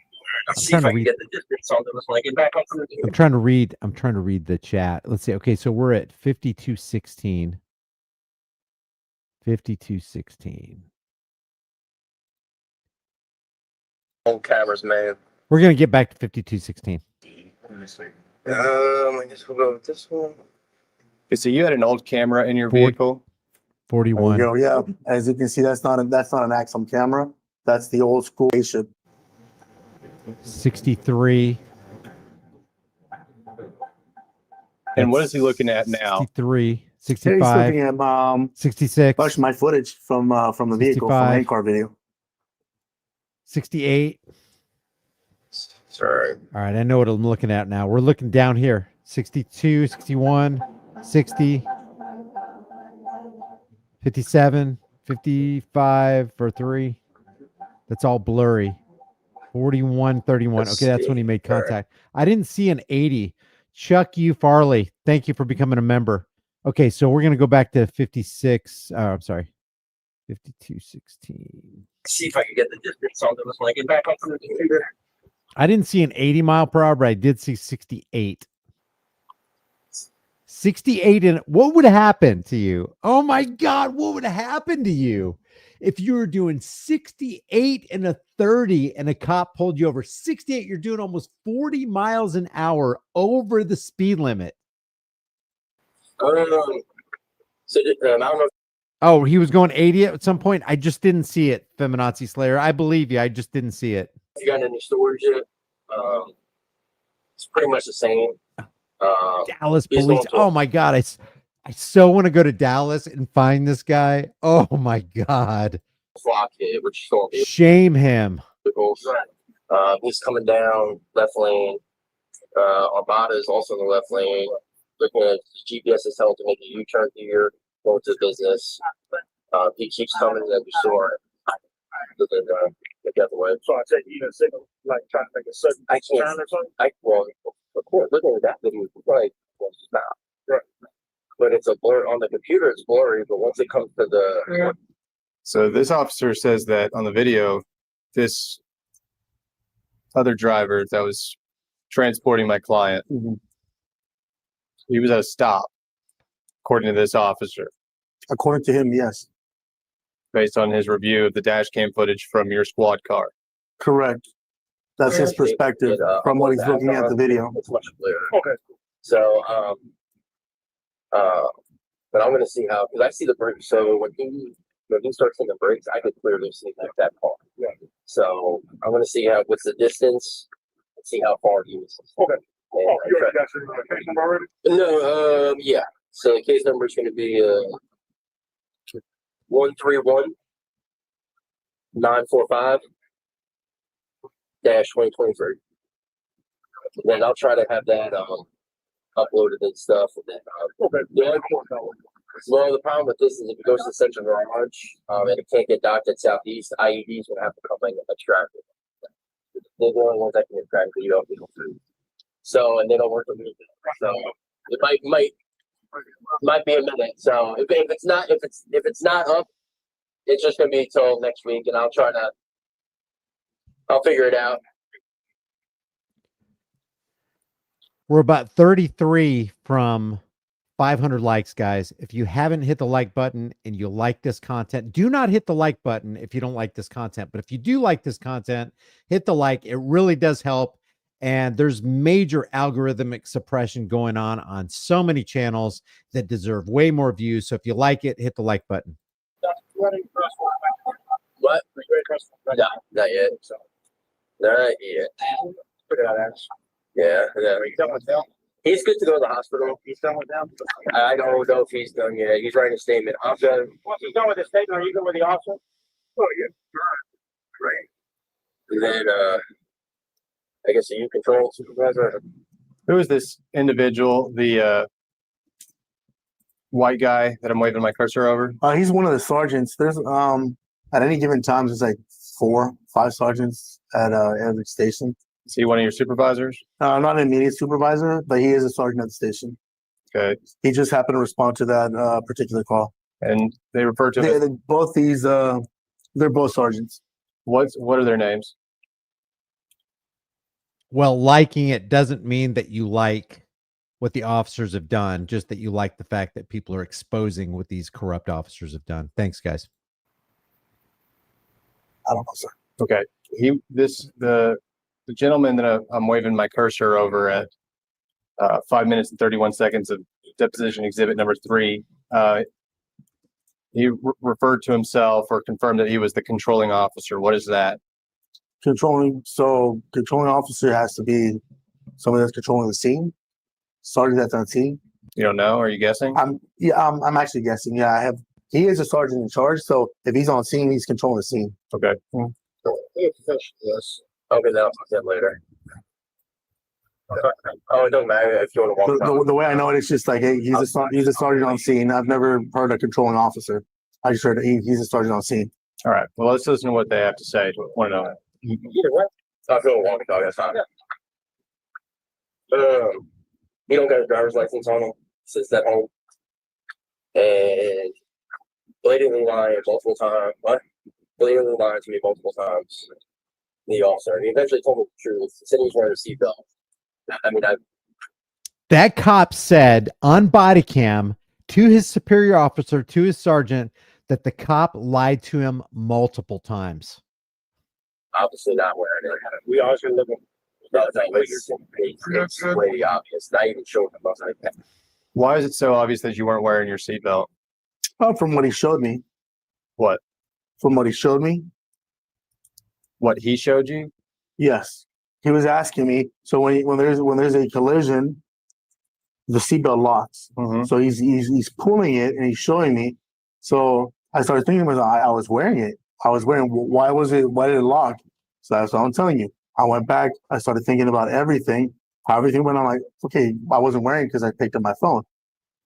Yeah, but we can watch the video again if you'd like. But when you said that, you were sitting right next to the driver's side door. He was yanking on the seatbelt, showing it locked up, and you said, yes, I was wearing my seatbelt. Because I was adamant. I was sure that I was wearing it. That was my answer. Despite seeing it locked up like that. Exactly. Yes, I was. I'm not going to tell you otherwise. I was looking at it, and that's what made me. He almost said, I'm not going to lie. He almost said that. And I can't stand when I'm in a conversation with somebody and they go, hey, I'm going to be honest with you. It's like, isn't that like a foregone conclusion? Don't you just go ahead and assume that whoever's talking to you, unless they're a cop, judge, lawyer, or politician, they're being honest with you? He almost said, I'm not going to lie. I'm not going to lie to you. He knows all he's doing is lying. Think, why did it lock? Why is he saying that I wasn't? I went over the whole thing back on Bruton. When I turned on second, I'm like, what happened during that time? My phone fell. I had to pick it up. Okay. Let's continue watching Exhibit 3. Mm-hmm. Thanks multiple times. I was like, yes. Start talking about wearing seatbelt. Yes. Wearing seatbelt. Yes. Eventually, I walked back over after getting in the car. I wasn't wearing my seatbelt. So I don't know if somebody talked to him, but he lied to me multiple times. and he doesn't have a driver's license. So, I just told myself, man, just told me the truth. I was like, we're not sure. So I got the problem. Well, right now the stories match up. The problem that I'm gonna have to figure out is so in L3. So he says the stories match up. So you reported your side of the story to this responding officer's body cam we're watching, and so did the driver of the other vehicle. That's your understanding, right? Yes, sir. Okay, we're gonna play again right there. So in L3s, it gives the GPS. What are the L3s? The L3s has to be something with the old camera. Right. It's something like with a map. The map with maybe it could be something with the old one. I don't know. We'll find out. You don't know though. No. Okay, so we're gonna restart this just so that we have continuity here in the conversation. So I got the problem. Well, right now the stories match up. The problem that I'm gonna have to figure out is so in L3s, it gives the GPS. Yeah, I agree with Dan. He says, this guy, how did he pass the academy? He can't remember. He's confused, but yet he remembers there's certain things that he remembers that you think, oh, he's not going to remember that. And there's other things. Remember the thing that the big thing that he couldn't remember is he couldn't remember how long he was suspended from driving a cruiser. You've got to be freaking kidding me. You're lying. You know you're lying now. Yes, he's traveling at 65 at one point. He starts taking a break at 60. I can clearly understand that shitty ass videos. Okay, wait. What was he saying he was doing at one point? Let's see. At one point, he starts taking a break. Threes, it gives the GPS. He's traveling at 65 at one point. 65. Okay, I thought I saw 68, but the body cam blurred out what you can see on the screen. It looked like 68. So this cop is saying he was doing 65 at one point. The zone is a 30-mile-per-hour zone. So he's going above 2 times the speed limit. He starts taking a break at 60. I can clearly understand that shitty ass video, see brake lights. Yeah. I mean, So he's saying that on that shitty ass video, and when he says shitty ass video, he's referring to the video in your squad car. Correct. And what we've just heard him say in exhibit number 3 is that on the shitty ass video, he can clearly see brake lights on the vehicle that you ran into. That's what he's saying. Yes. see those lights. So I'm gonna go back. I'm gonna have to figure out what the distance is. Figure out. And I know it's probably when the record is here. Let's see, we're gonna take it over there. Thinking about southeast. I was gonna know because I told him IED. If it goes to the garage, IED's gonna have to. So they don't want that get up. Well, why weren't heavy? Oh, can they do the L3s now? They come out and swap their chips. I'm gonna see though if it's working. It is working because if we take it by the record and go where it'll dock if I can. Okay. Yeah. So if it doesn't, I'm gonna call the body work. I'm gonna make that happen. Okay. Whether it's the record. Okay. Yeah, because it used to be IED had to come out and take it out, but I guess they changed it. Okay. But that was a call with good power to remedy that out. Okay. So I'm trying to prevent calling out. Yeah. So they're both driving down second. He's trying to make a U-turn over here. He's coming down to a flop hit. His L3 has him at 60 when he starts to hit the brake, which I'm very certain is probably is at 60. Yeah. Why would he say he's not certain it was 60? He's saying it's more than 60? Objection. Once again, You can answer. he's an officer. He's doing his job, different perspective. Once again, and again, I've been in calls. Officers say one thing. I'm like, sounds like BS. It's all due to on their perspective. That's why as a team, we all get together. Everybody shares their story. Everybody, what they heard, what they said. Well, there's an outcome to it. Do you think, based on your recollection of that night, does 60 to 65 sound accurate? It does sound accurate, sir. That's a grading video, like I said, and I can see the lights. So I'm gonna have to see how far it is in time and distance and definitely figure it out. So he impacts him at like 31. And I didn't see nobody in the right lane. So it is what it is. I thought you said that it was okay to drive at the speed you were driving if everyone around you is driving that way. But he's saying there's nobody in the right-hand lane. There's not Ooh. anyone around you. Not at the point of impact, sir. That's why I was able to actually go around it. You went around my client's vehicle. I hit your vehicle. I was trying to get around it. You're walking top the rest of the Yeah. So yeah, I just want to let you know. I'm like, and let me just mention to the guys, we're gonna figure out. Yeah, that's a good point, Anarcho Bill. Why would you even have a Brady list in the police department anyway? Those cops should not be employed, let alone be employed and be on the Brady list. The Brady list is saying, hey, somewhere along the line in your police officer profession, you lied to us and your credibility has been diminished so much that you're going to be on the list that tells everybody that we can't believe you. You can't go to court. You can't speak on behalf of the police department. Why are you employing them? It's literal insanity. Not only that, let me just point out before I forget, these cops right here on the street, they shouldn't want this cop, Mr. Perez Chang, out in the street. Because what if one day he's out in the street and he decides to text his girlfriend again, going double the speed limit down the road, but this time he runs into the daughter of one of these other police officers. If they cared at all about consistency, justice, and righteousness, they would want to see this guy ousted because he's a danger to the entire community, including the other police officers and their loved ones.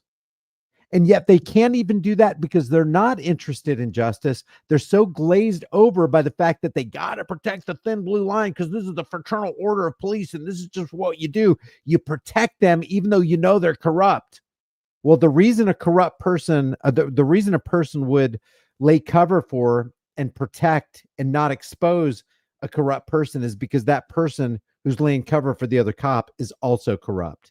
And so now you have a system and a culture of corruption. Where your seatbelt or not.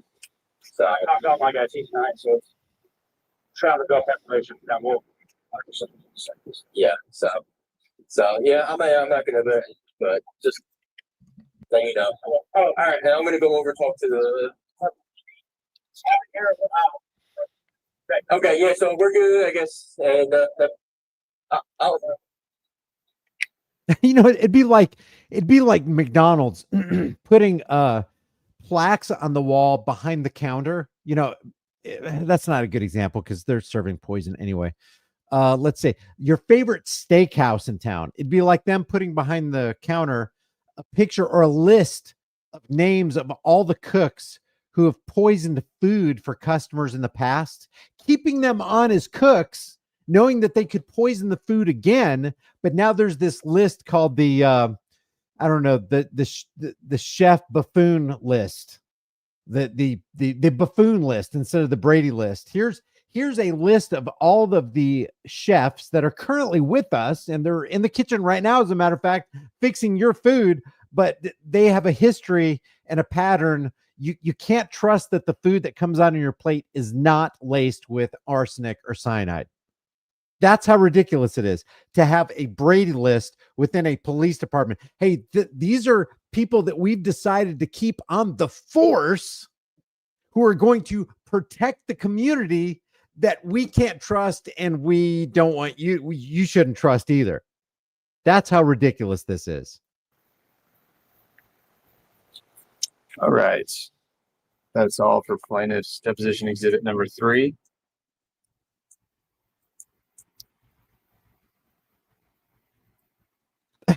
Yeah, exactly. Anarcho Bill says, yeah, it's like some dude takes a big dump on your nuggets and just gets transferred to another Mickey D's. McDeath's, eat fast, die young. I'm showing you plaintiff's deposition exhibit number 4. This was produced in the litigation and represented to be the dash cam footage from your vehicle in the moments, or I could say 30 seconds, but it's slowed down. The 30 seconds of the footage prior to the wreck. Yeah, see, that'd be kind of a knee-jerk reaction. Okay, so now we're gonna put speed camp because these cops are doing stuff. Hey, don't worry, we're gonna make sure that we stay on top of what the cops are doing, but we're also gonna use the technology against you. What? No, no, no. How about this? How about let's just create a law? I think we can all agree on this law. If anybody harms or threatens to harm or damages property or steals property, creating a real victim, that the full weight of whatever law is going to come down on them hard, fast. It ain't gonna, there's not gonna be a delay. I don't care if you're wearing a uniform. I don't care if you have a black robe on. I don't care if you have senator or congressman in front of your name. I don't care if you're a Supreme Court justice. If you create a victim, if you stole 1 percentage point of their income, if you damaged any of their property, if you caused any injury, you're going down, and you're going down fast. It would not take long for the entire society to get wind of that message and realize, you know what? Probably not a good idea to create a victim. It's probably not a good idea. It wouldn't be in my best interest, unless I want to go to jail for the rest of my life, to reach out my hand and violate the freedoms of another person. Yeah, you got a right to swing your fists, but your right to swing those fists ends where somebody else's cheek begins. And it's actually a clip of the full footage, but this is the portion of your dash cam footage that shows the point of impact. All right, here we go. Okay. Here we go. Are we ready to play it? Yes, sir. Here we go. Cameras don't lie. Cops do. Here we go. Where's all these other vehicles on the street? Look at that. There's the car right here.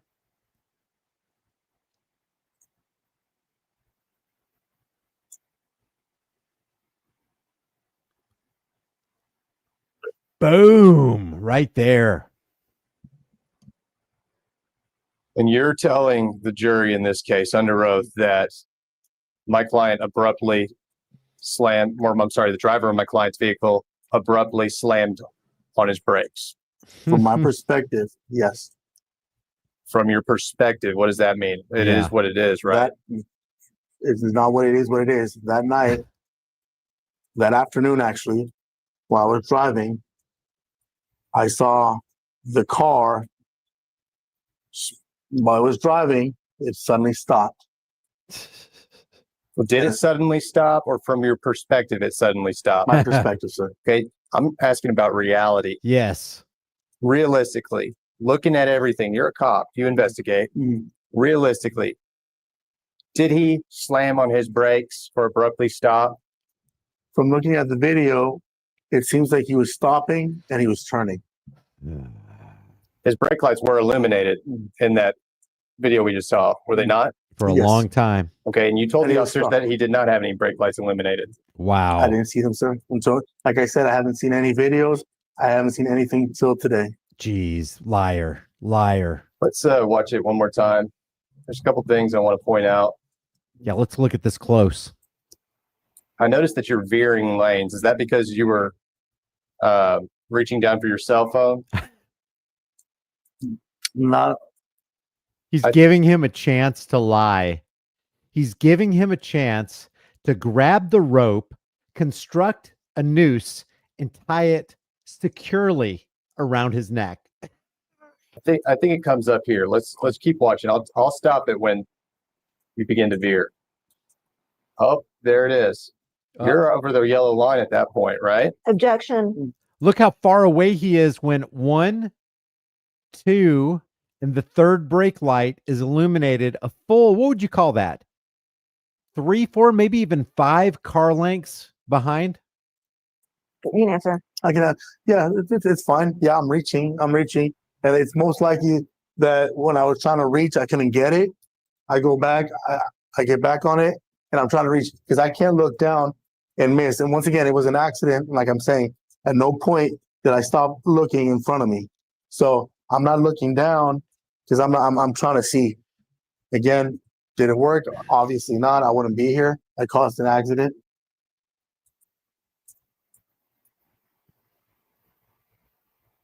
And hold on. Let's see.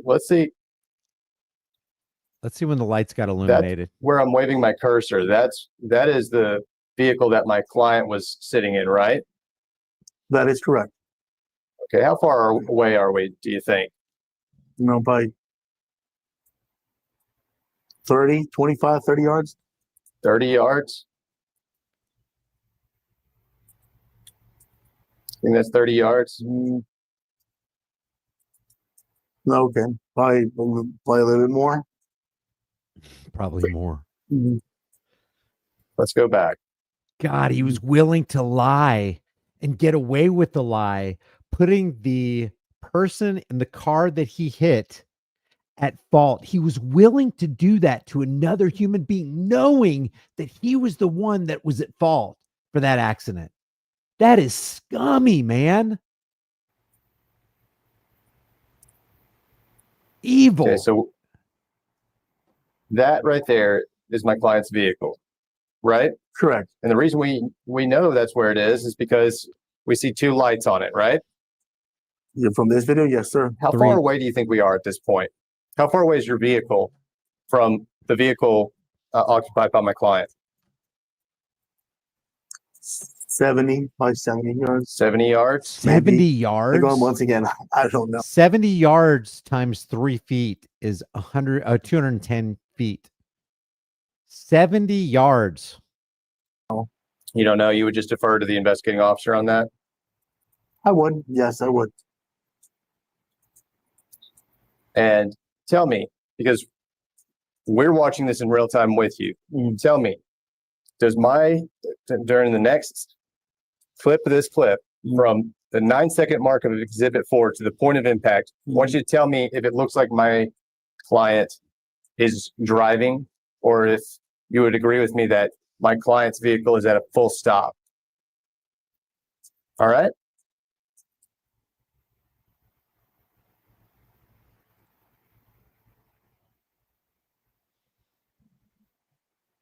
No, that car's moving. That car was not at a full stop. Okay. Thank My God. perspective, complete stop. I wouldn't say complete stop because it's turning. It's turning, so it's not at a complete stop. Complete stop would be someone that literally made a complete stop. So it's moving, hits the brakes, and as you're hitting the brakes, you're turning. All right, so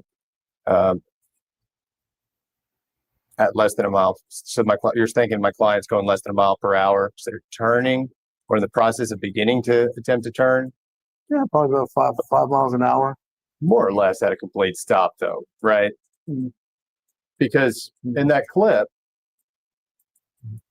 even at beginning at 11, we see the brake lights illuminated throughout it.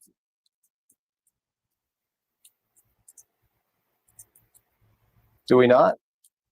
On this video, slow motion, pixel to pixel, yes, absolutely. And we'll watch it one more time. Street lights, like the one we see here, and there's several of them, they don't have wheels, do they?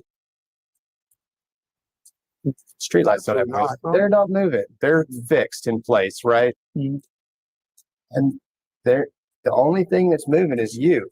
Everything else is stationary in this video, right?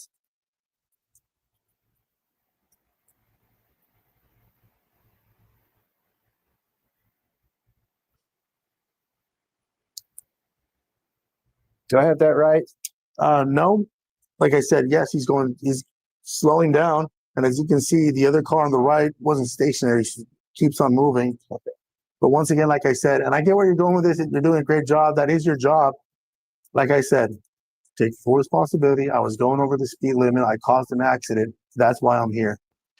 If you want to go ahead, we can talk about the video, slow it down and all that. Absolutely. Once again, when they asked me about if I was wearing my seatbelt, yes. I said yes, multiple times. Because I did have my seatbelt on. However, I took it off when I had to get my my phone. All right.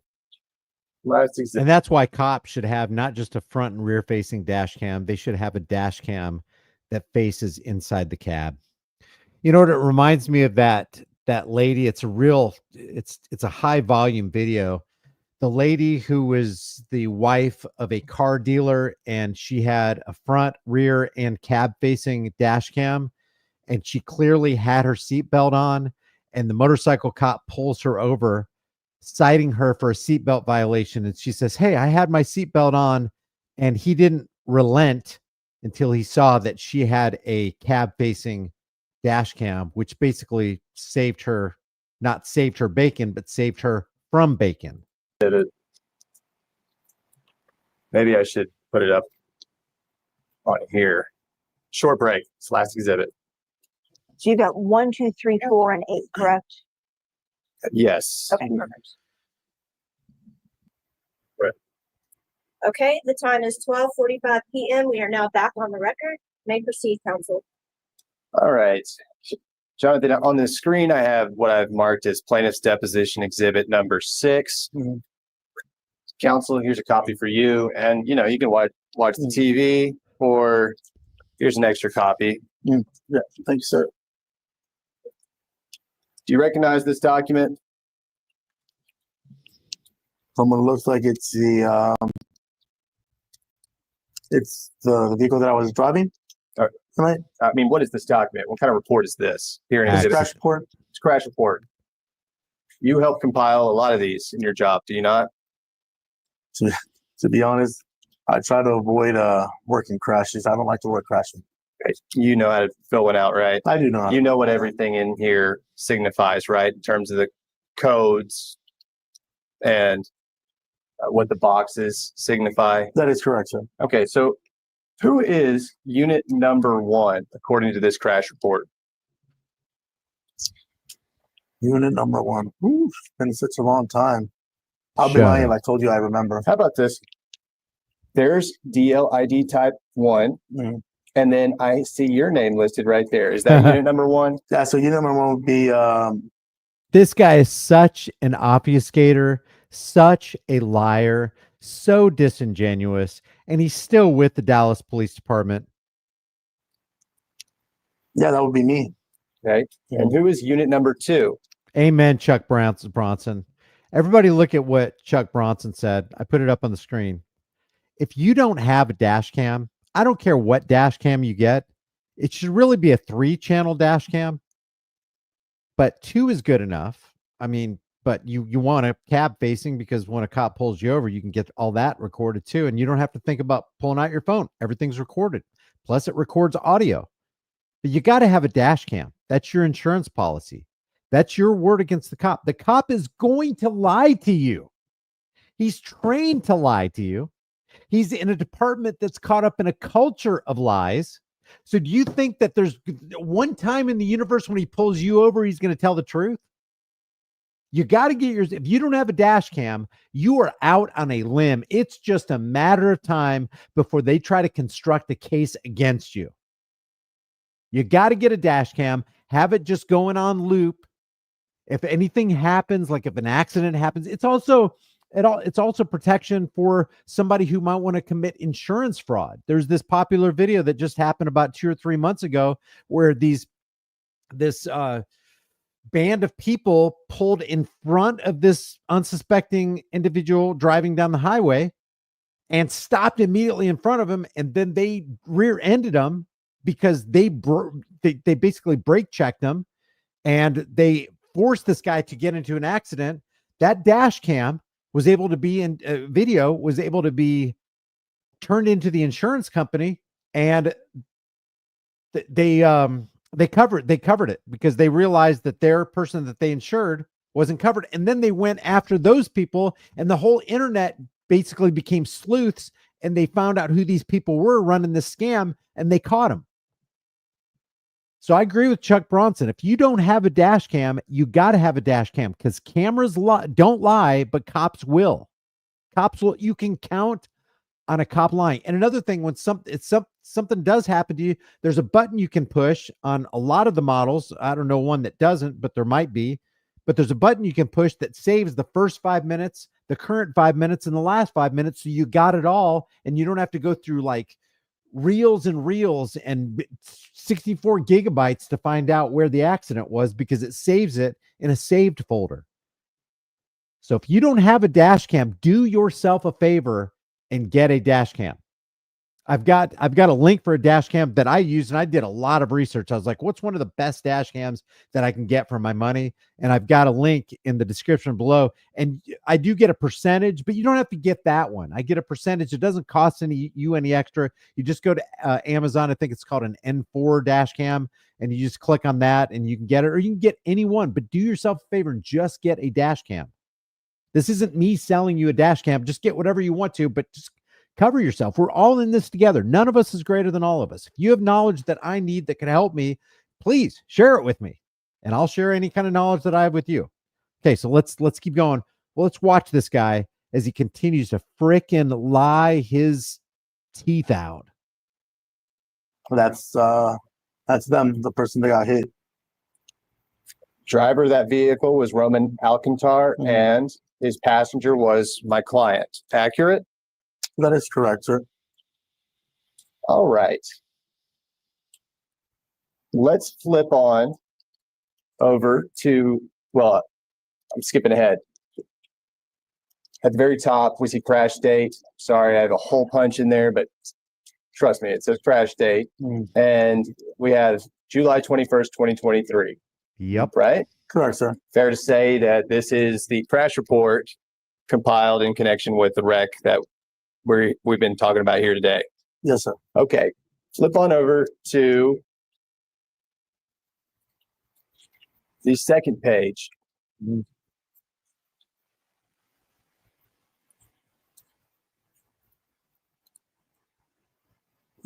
Okay, you went to Baylor University Medical Center that night. After I took the I had to do the drug test. Yeah, I believe I did go to the hospital. Okay, so now you do remember. Yes. Now Okay. I do remember. Yes, sir. I don't. And How many? I've lost count. How many lies has this attorney caught this cop in? How many? I don't even know. if I'm looking at this report and I'm trying to determine, or at least ask the investigating officer who they believe to be at fault, what section of this report would I look at? Well, if you're looking at the report, the officer obviously sided with me. He obviously sided with you. No, he obviously thought I was at fault. It was me. And what for in particular? The fact that, from my understanding, he put me as Unit 1. Well, yeah, we see unit one, number one. We would look down here at factors and conditions if we were looking to determine who was at fault, right? At least according to the investigating officer. And he cited two different contributing factors. What are contributing factors? Where's it at? 120 and No, unit one. And that we've established that's you, right? correct. And he has two contributing factors listed in here in this. Yeah, factors that would add up to basically. I agree, Kelly. A lot of good people in here today. Let's just make a real quick comment about the chat. There have been some great comments. Like I said, none of us is greater than all of us. Just like Cesario said right here. I love to watch people act like adults in chat rooms and just have a discussion and be reasonable. I love that. It really warms my heart, and I'm not being facetious in any way. So I really appreciate you being here.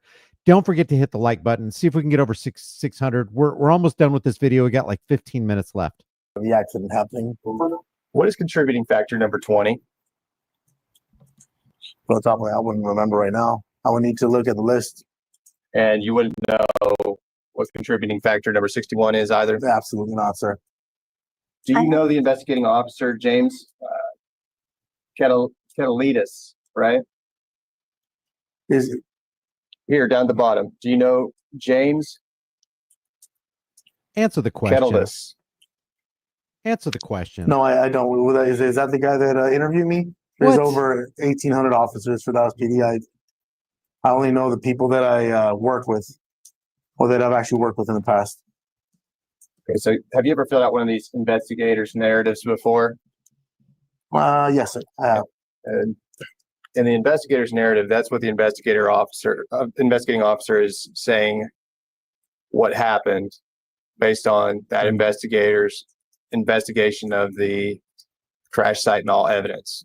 Accurate? That is correct. Let's read it together.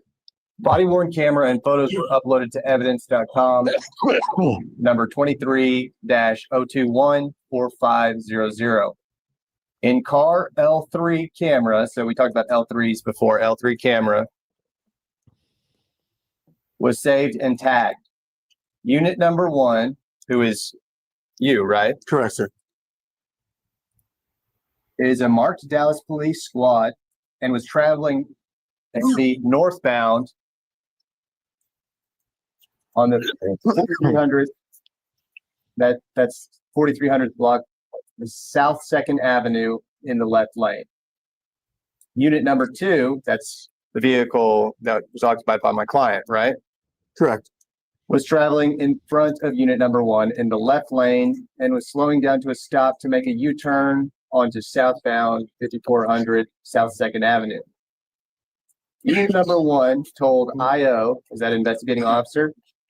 Yep. IO, Yes, sir.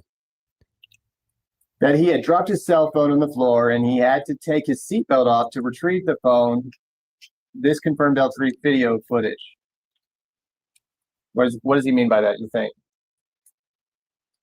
So what it says there, it was gone from what you saw on the camera.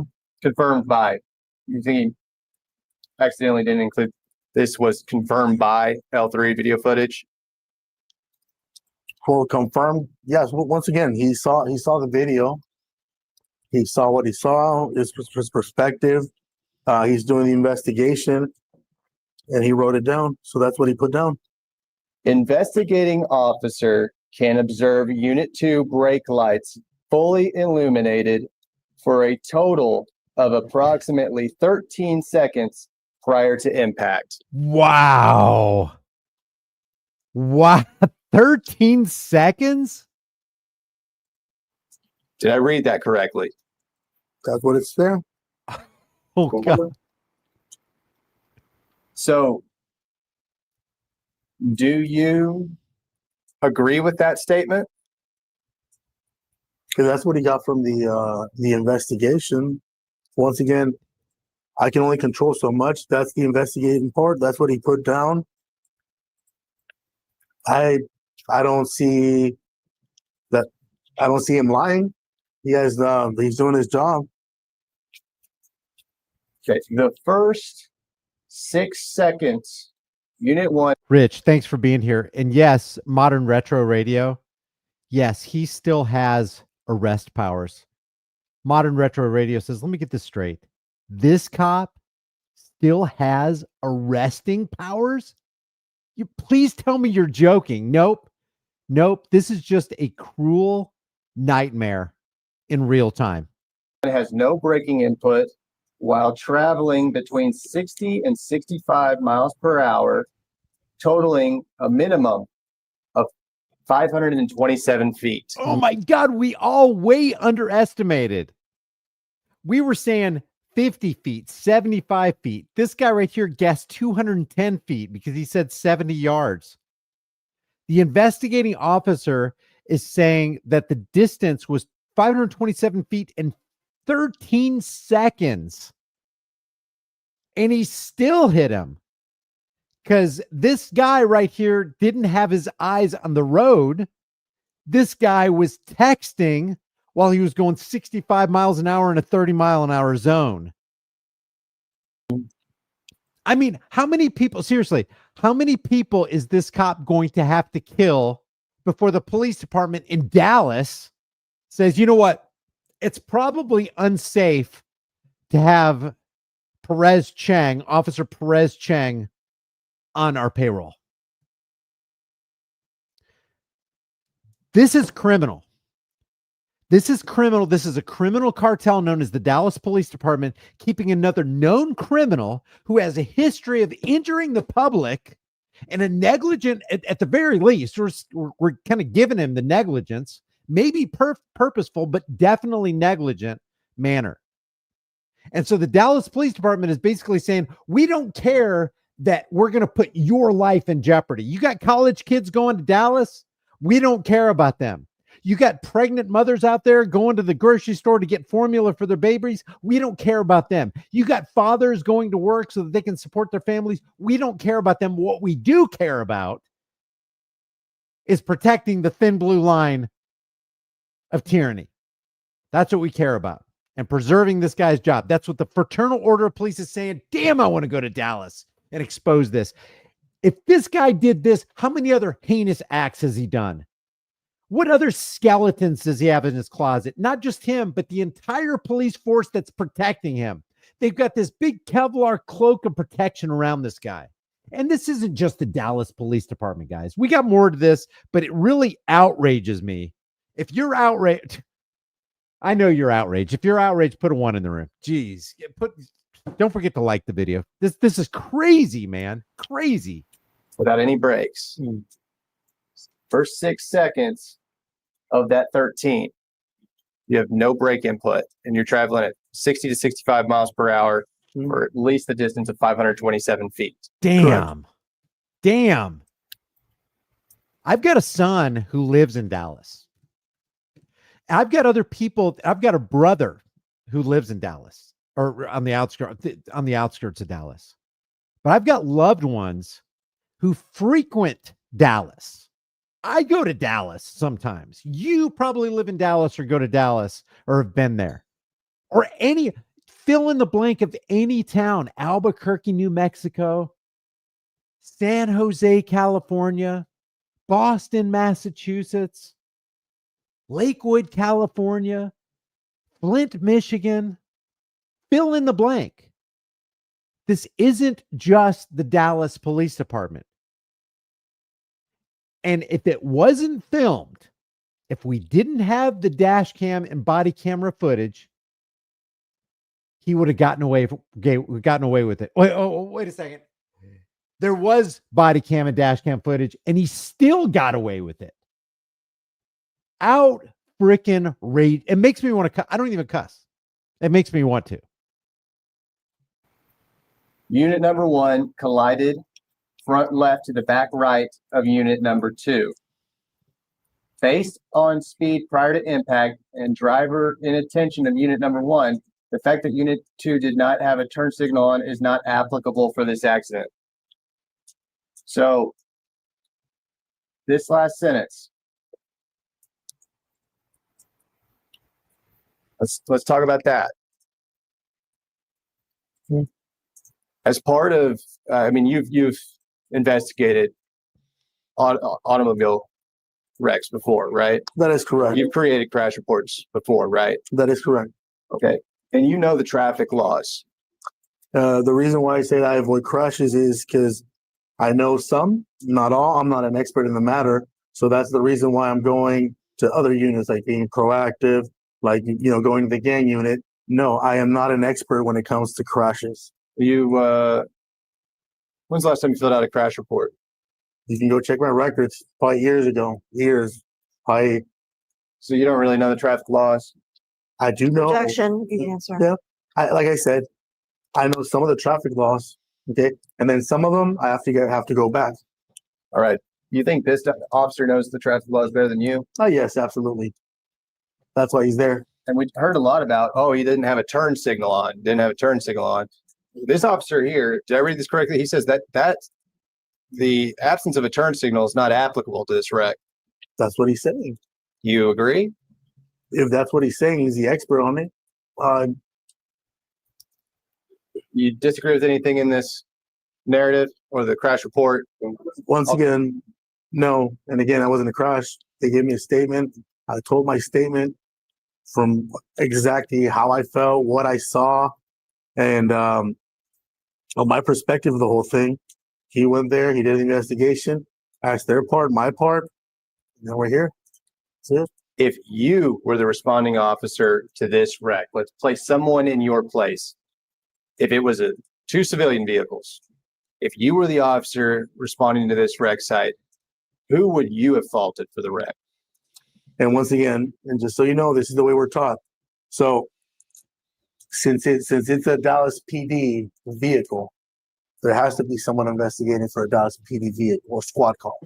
When it comes to civilian on civilian, we do not state who's at fault.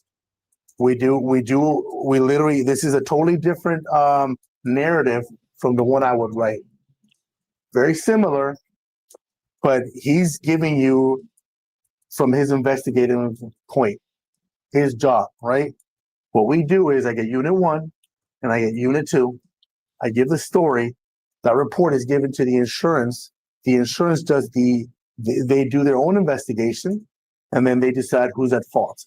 And that's exactly what we have to tell the people that are involved in a collision or in a crash, an accident. Who would you assign contributing factors to that? So the contributing factors, like I said, it all depends. If they tell me tell me the speed they were going to, I would give the speed. If I would say there's no stop sign, I would put there's no stop sign. I asked about this wreck, and who of the two drivers put somebody else in the position you were in that night? Who would you assign the contributing factors to? Objection. Well, once again, I wasn't the investigating officer. I was one of the people involved. All right, that's enough of an answer for me. Pass the witness. I just have a few questions for you, Officer Perez. Mhm. How long have you been with DPD? About 5.5 years. And you mentioned that at the time of this accident, you were in a specialized unit. Is that correct? That is correct, ma'am. What The Special Victims Unit. unit was that? CRT deployment is a What- proactive team. What does CRT stand for? Crime response team. Are you currently in a specialized unit? Crime response team. Why is it that the crime response teams are always the ones that are responsible for the most crimes in their community? For example, remember the Scorpion unit from Memphis? It was the Memphis jump out crew that wailed on and caused the expiration of Tyree Nichols, to put it nicely. They were part of a Scorpion unit. The C in Scorpion, it was an anti-crime unit. Why is it these anti-crime teams are the ones that are more pro-criminal than anybody else in the community because they are criminals? Unit. I am, ma'am. What unit is that? It's the gang unit, ma'am. And I see you wearing Gang unit. Well, he is in a gang unit. a hoodie today for your deposition. Why is that? I'm in a covert capacity right now. Basically, I was attached to a task force, and my current responsibility is to conduct an investigation on the Venezuelan gang, Tahlequah, TDA. And I might ask you to spell that. Could you spell that for me? Tahlequah? Yes. Yeah. The first word, Tren, Tren. Second word, De. Aragua, last word, Aragua. Now, you mentioned that immediately after the accident, you felt buzzed. Can you explain what that means? Correct. So, as you saw, I was involved in an accident. I was dazed and confused. I didn't know what was going on. I mean, I had 13 seconds to stop and didn't do it. The airbags were deployed. I hit my airbag. Okay. First of all, everything's hurting. My ribs are hurting. My head hit the airbag. And I know I'm involved in an accident. I have to go check on the people involved, which were the person that I hit or the people that I hit. And my head is my brain's just pumping. I don't know if I'm explaining correctly, if you understand me, but that's what I'm saying. I was buzzed. Was it fair to say was an adrenaline rush? Adrenaline rush with a sort of concussion, you could say. Yes. Now, you said you were one of your jobs was to speak to the individuals involved in the accident. The driver of the vehicle was a male, correct? Correct. His passenger was a female, correct? Correct. I think, if I'm not mistaken, that was mom or aunt. Mom. Other than basic questions, did you have any interaction with her? No, I didn't. No, I didn't. The only interaction I had was I asked her if she was good, and if she needed an ambulance. That was it. Now, after a DPD officer is involved in a car accident, there is certain protocol you have to follow, correct? That is correct. Okay, what is that protocol? After an accident, well, first of all, you have to go tell dispatch you were involved in an accident. If there is a need of medical attention or an ambulance, get an ambulance. And for the people that get there, they have to block they have to secure the scene. By the way, Tren de Agua is that supposedly that Venezuelan gang that took over in Springfield, Ohio, and I'm sorry, the apartment complexes in Colorado. Tren de Agua is that gang that was really big in the news about a month and a half, 2 months ago before the election. And again, investigators get there, they get statements from the perspective of whoever. In addition to notifying dispatch, do you have to notify a supervisor? Yes, absolutely. Okay. So it was your testimony that immediately before the accident, you were using the Zello app. Is that correct? That is correct. Yes. Immediately before the accident, were you texting? No, I was not. Immediately before the accident? Liar. He clearly was. He was texting and was so into texting that he was 13 seconds away from the crash that he was about to cause. And 6 seconds into the crash is when he first applied his brakes. That's how into texting he was. And when you're traveling at that rate of speed, 65 miles an hour in a 30, that's an eternity of time to have done something about it. And he didn't because he was looking elsewhere. That elsewhere was on his phone. We know that because when he opened his phone, it immediately went to the app that he was texting on, not Zello, where he was communicating with his other thin blue line tyrants. And were you looking at GPS? GPS, no. Immediately before the accident, were you looking at your phone? No. Okay. I was trying to get my phone. Okay. Liar. After the accident, how did you contact a supervisor? I would love for him to put the noose around his neck so tight that at the very last thing they go, oh, we forgot to tell you, we got a camera B that faces in the cab and your phone was in your hand the whole time. It was never on the floorboard. You were never reaching for it. You were too busy texting. Put it over the air. So whenever you're involved in an accident, you put it over the air and everybody responds code 3. Code 3 responds, light the sirens. Everybody gets there. And of course, it's an automatic that a supervisor is going to get there, regardless of whether you ask for one. All you have to say is that you were involved in an accident. And as you saw, I got 2 sergeants on scene on video. Did you use your cell phone to call anyone? I got calls. Like I said, I got calls, people asking me if I was okay. They heard that I was in an accident on the radio. And it's most likely that I called my sergeant to notify. My immediate sergeant, I would say. Like I said now, I don't remember. We saw a text conversation in the last set of emojis. Council represented were laughing emojis. Is that correct? That is correct, yes. Was that a conversation that, if you recall, went on before the accident, before or after? No, that was before. And what before? Do you mean immediately before or? No, just during my shift. My shift. I'm like, again, yes, I'm a police officer, but I'm like any other person. If I'm going, I go to a call, or let's say I get someone to jail, or if anything, if I'm waiting in the car, I'll get on my phone. I'll talk to I'll either talk to my brother, mom, a friend, a girlfriend, or like it doesn't matter. I'm a person just like everybody else. And what I want to nail down is, did you find anything at all funny about this accident? Absolutely not. Is that where? Oh, my bad. Is that where you were trying to go with that?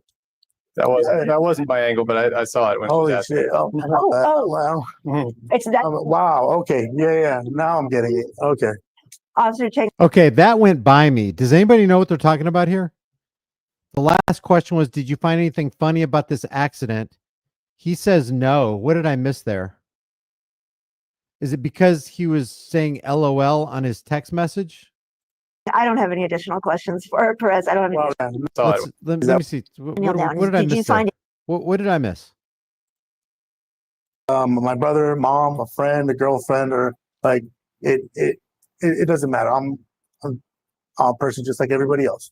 And what I want to nail down is, did you find anything at all funny about this accident? Absolutely not.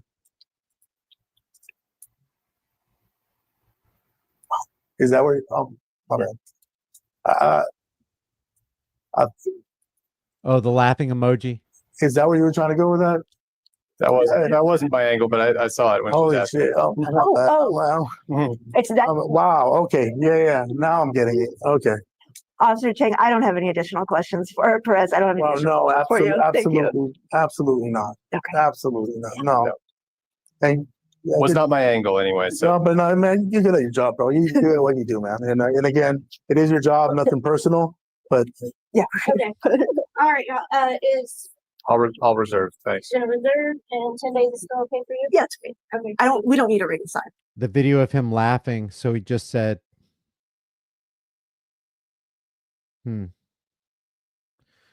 That's the face of a liar. There's only 10 seconds left. The time is 1:03 p.m. We are now off the record. All right, that's the whole thing. Let me just close this up real quick. First of all, it should be noted, and I would love to go to Dallas, and it's not beyond the realm of possibility for me to go there. It's going to be difficult to track down, and by track down, I just mean to use a camera to follow the activities of this officer who's probably about to be promoted, guys. Usually when you see this kind of stuff, these cops who got into trouble and get reprimands, they usually get promoted, plaques on the wall, pats on the back. So I wouldn't put it past Jonathan Perez Cheng to get promoted sometime in the near future. It might be difficult to track him and keep tabs on his progress, let's put it that way, with 3,640 sworn officers in the Dallas Police Department.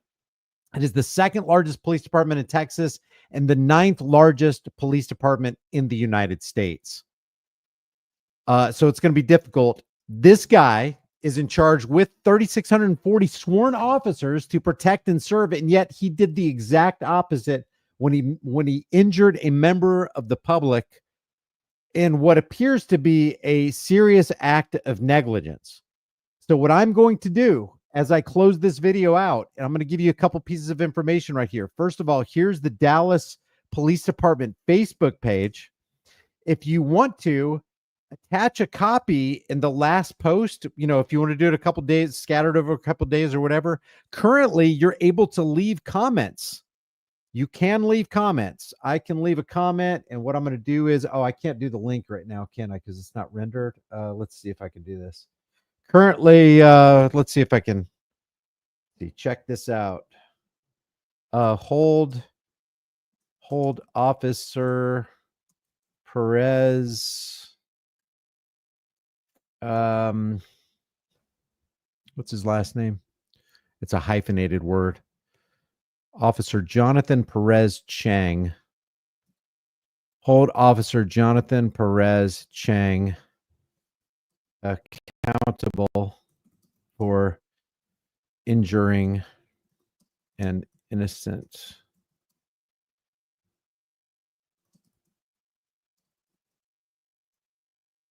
and then I'm just going to, wait a second. Then I'm going to put the link on it. And maybe if we all do this, none of us is greater than all of us. They're not going to be able to click on that right now, probably. Let's see. So as it stands right now, cop delivers 133 baton strikes. Now his victim strike back from We the People University. Dirty police, finally y'all being exposed. Haven't even seen that. Let's see. Okay, so it does. So as it stands right now, the Dallas Police Department, before getting a barrage of complaints from concerned members of the public, they accept comments. Now, a lot of times they'll go to the Facebook page, these police departments, and they will delete comments or make it make it so that the public is unable to post comments. But right now you can. So here is the Facebook page of the Dallas PD. That's number one. First order of business. There's the link right there. Appreciate you guys being with us. By the way, there's we're just a couple likes away from 666. We're 11 comments away from 666 likes. So if you want to make this channel Illuminati confirmed, you can do that. The second thing I want to discuss with you is the importance of you getting a dash cam. I don't care. It doesn't matter where you get it from.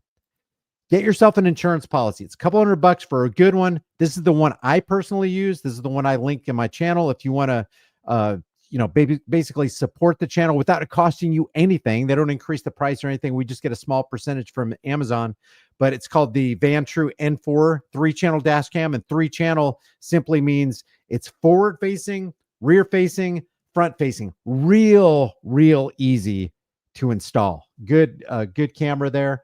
The third thing is I wanted to reiterate that if you have time, no, you got to make the time. You got to make the time to watch Delete Law's video called The Terry Era.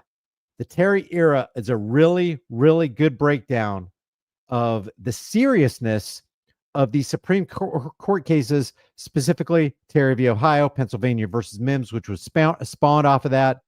And if you can share this stream, hit the like button. Did somebody say we're past 666?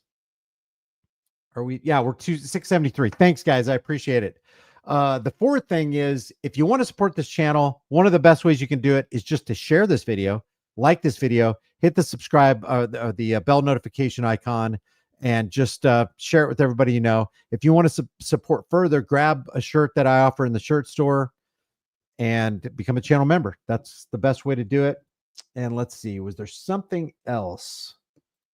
Oh, yeah, there's one more thing. One more thing is put a 1 in the room if you are currently subscribed to my political channel where I expose the political left versus right dog and pony show paradigm nonsense coming out of Washington's District of Criminals. It's called The Disturbing Illusion. I want you to take a look at my last video because it's super important that we understand what's coming up here. Now, I am neither Republican nor Democrat. I just want freedom. And I know that the two-party system is corrupt and corporate and corrupt from top to bottom. I don't care if you're talking about the RNC. I don't care if you're talking about the DNC. I don't care if you're talking about Joe Biden, Barack Obama, Donald Trump, Ronald Reagan. They all demolished the value of the dollar. And when you demolish the value of the dollar, you're actually stealing from your time, your laboring energies, my time, my laboring energies. And so I devoted my time to doing this channel, Police Accountability channel, and my Here's a Disturbing Illusion channel. This is the link to the last video that I did. I appreciate anybody who's subscribed to this, but I cut through all the nonsense and we just look at politics through the lenses of life, liberty, and the pursuit of happiness. You are a free man or woman on the soil on this earth, and no other man or woman has a higher claim over your life and property than you. You can do whatever you want as long as you're not harming anybody, damaging their stuff, stealing their stuff, or threatening their life, liberty, and property and harmony. So if you agree with any of that, follow me. Yeah, Palantir is a tool for, I don't know about dark sorcery, but this guy right here, this is Donald Trump. This is JD Vance. JD Vance is an acolyte of the guy who owns this company called Palantir. Palantir is basically a surveillance technology apparatus that's sold to different countries like Israel to spy on Americans. And then you've got Elon Musk, who's like one of the biggest subsidy sponges that has ever walked the face of the earth, not a self-made man. If you look into his dark history, he says he's for freedom of speech. He says he's for liberties. He says he's going to reduce the deficit and all these things. But you're going to see there's going to be some real dark times ahead in the next 4 years and thereafter. So don't be a sycophant for anybody. High grease deal, disturbing flicks, says Muzzle. That's hilarious.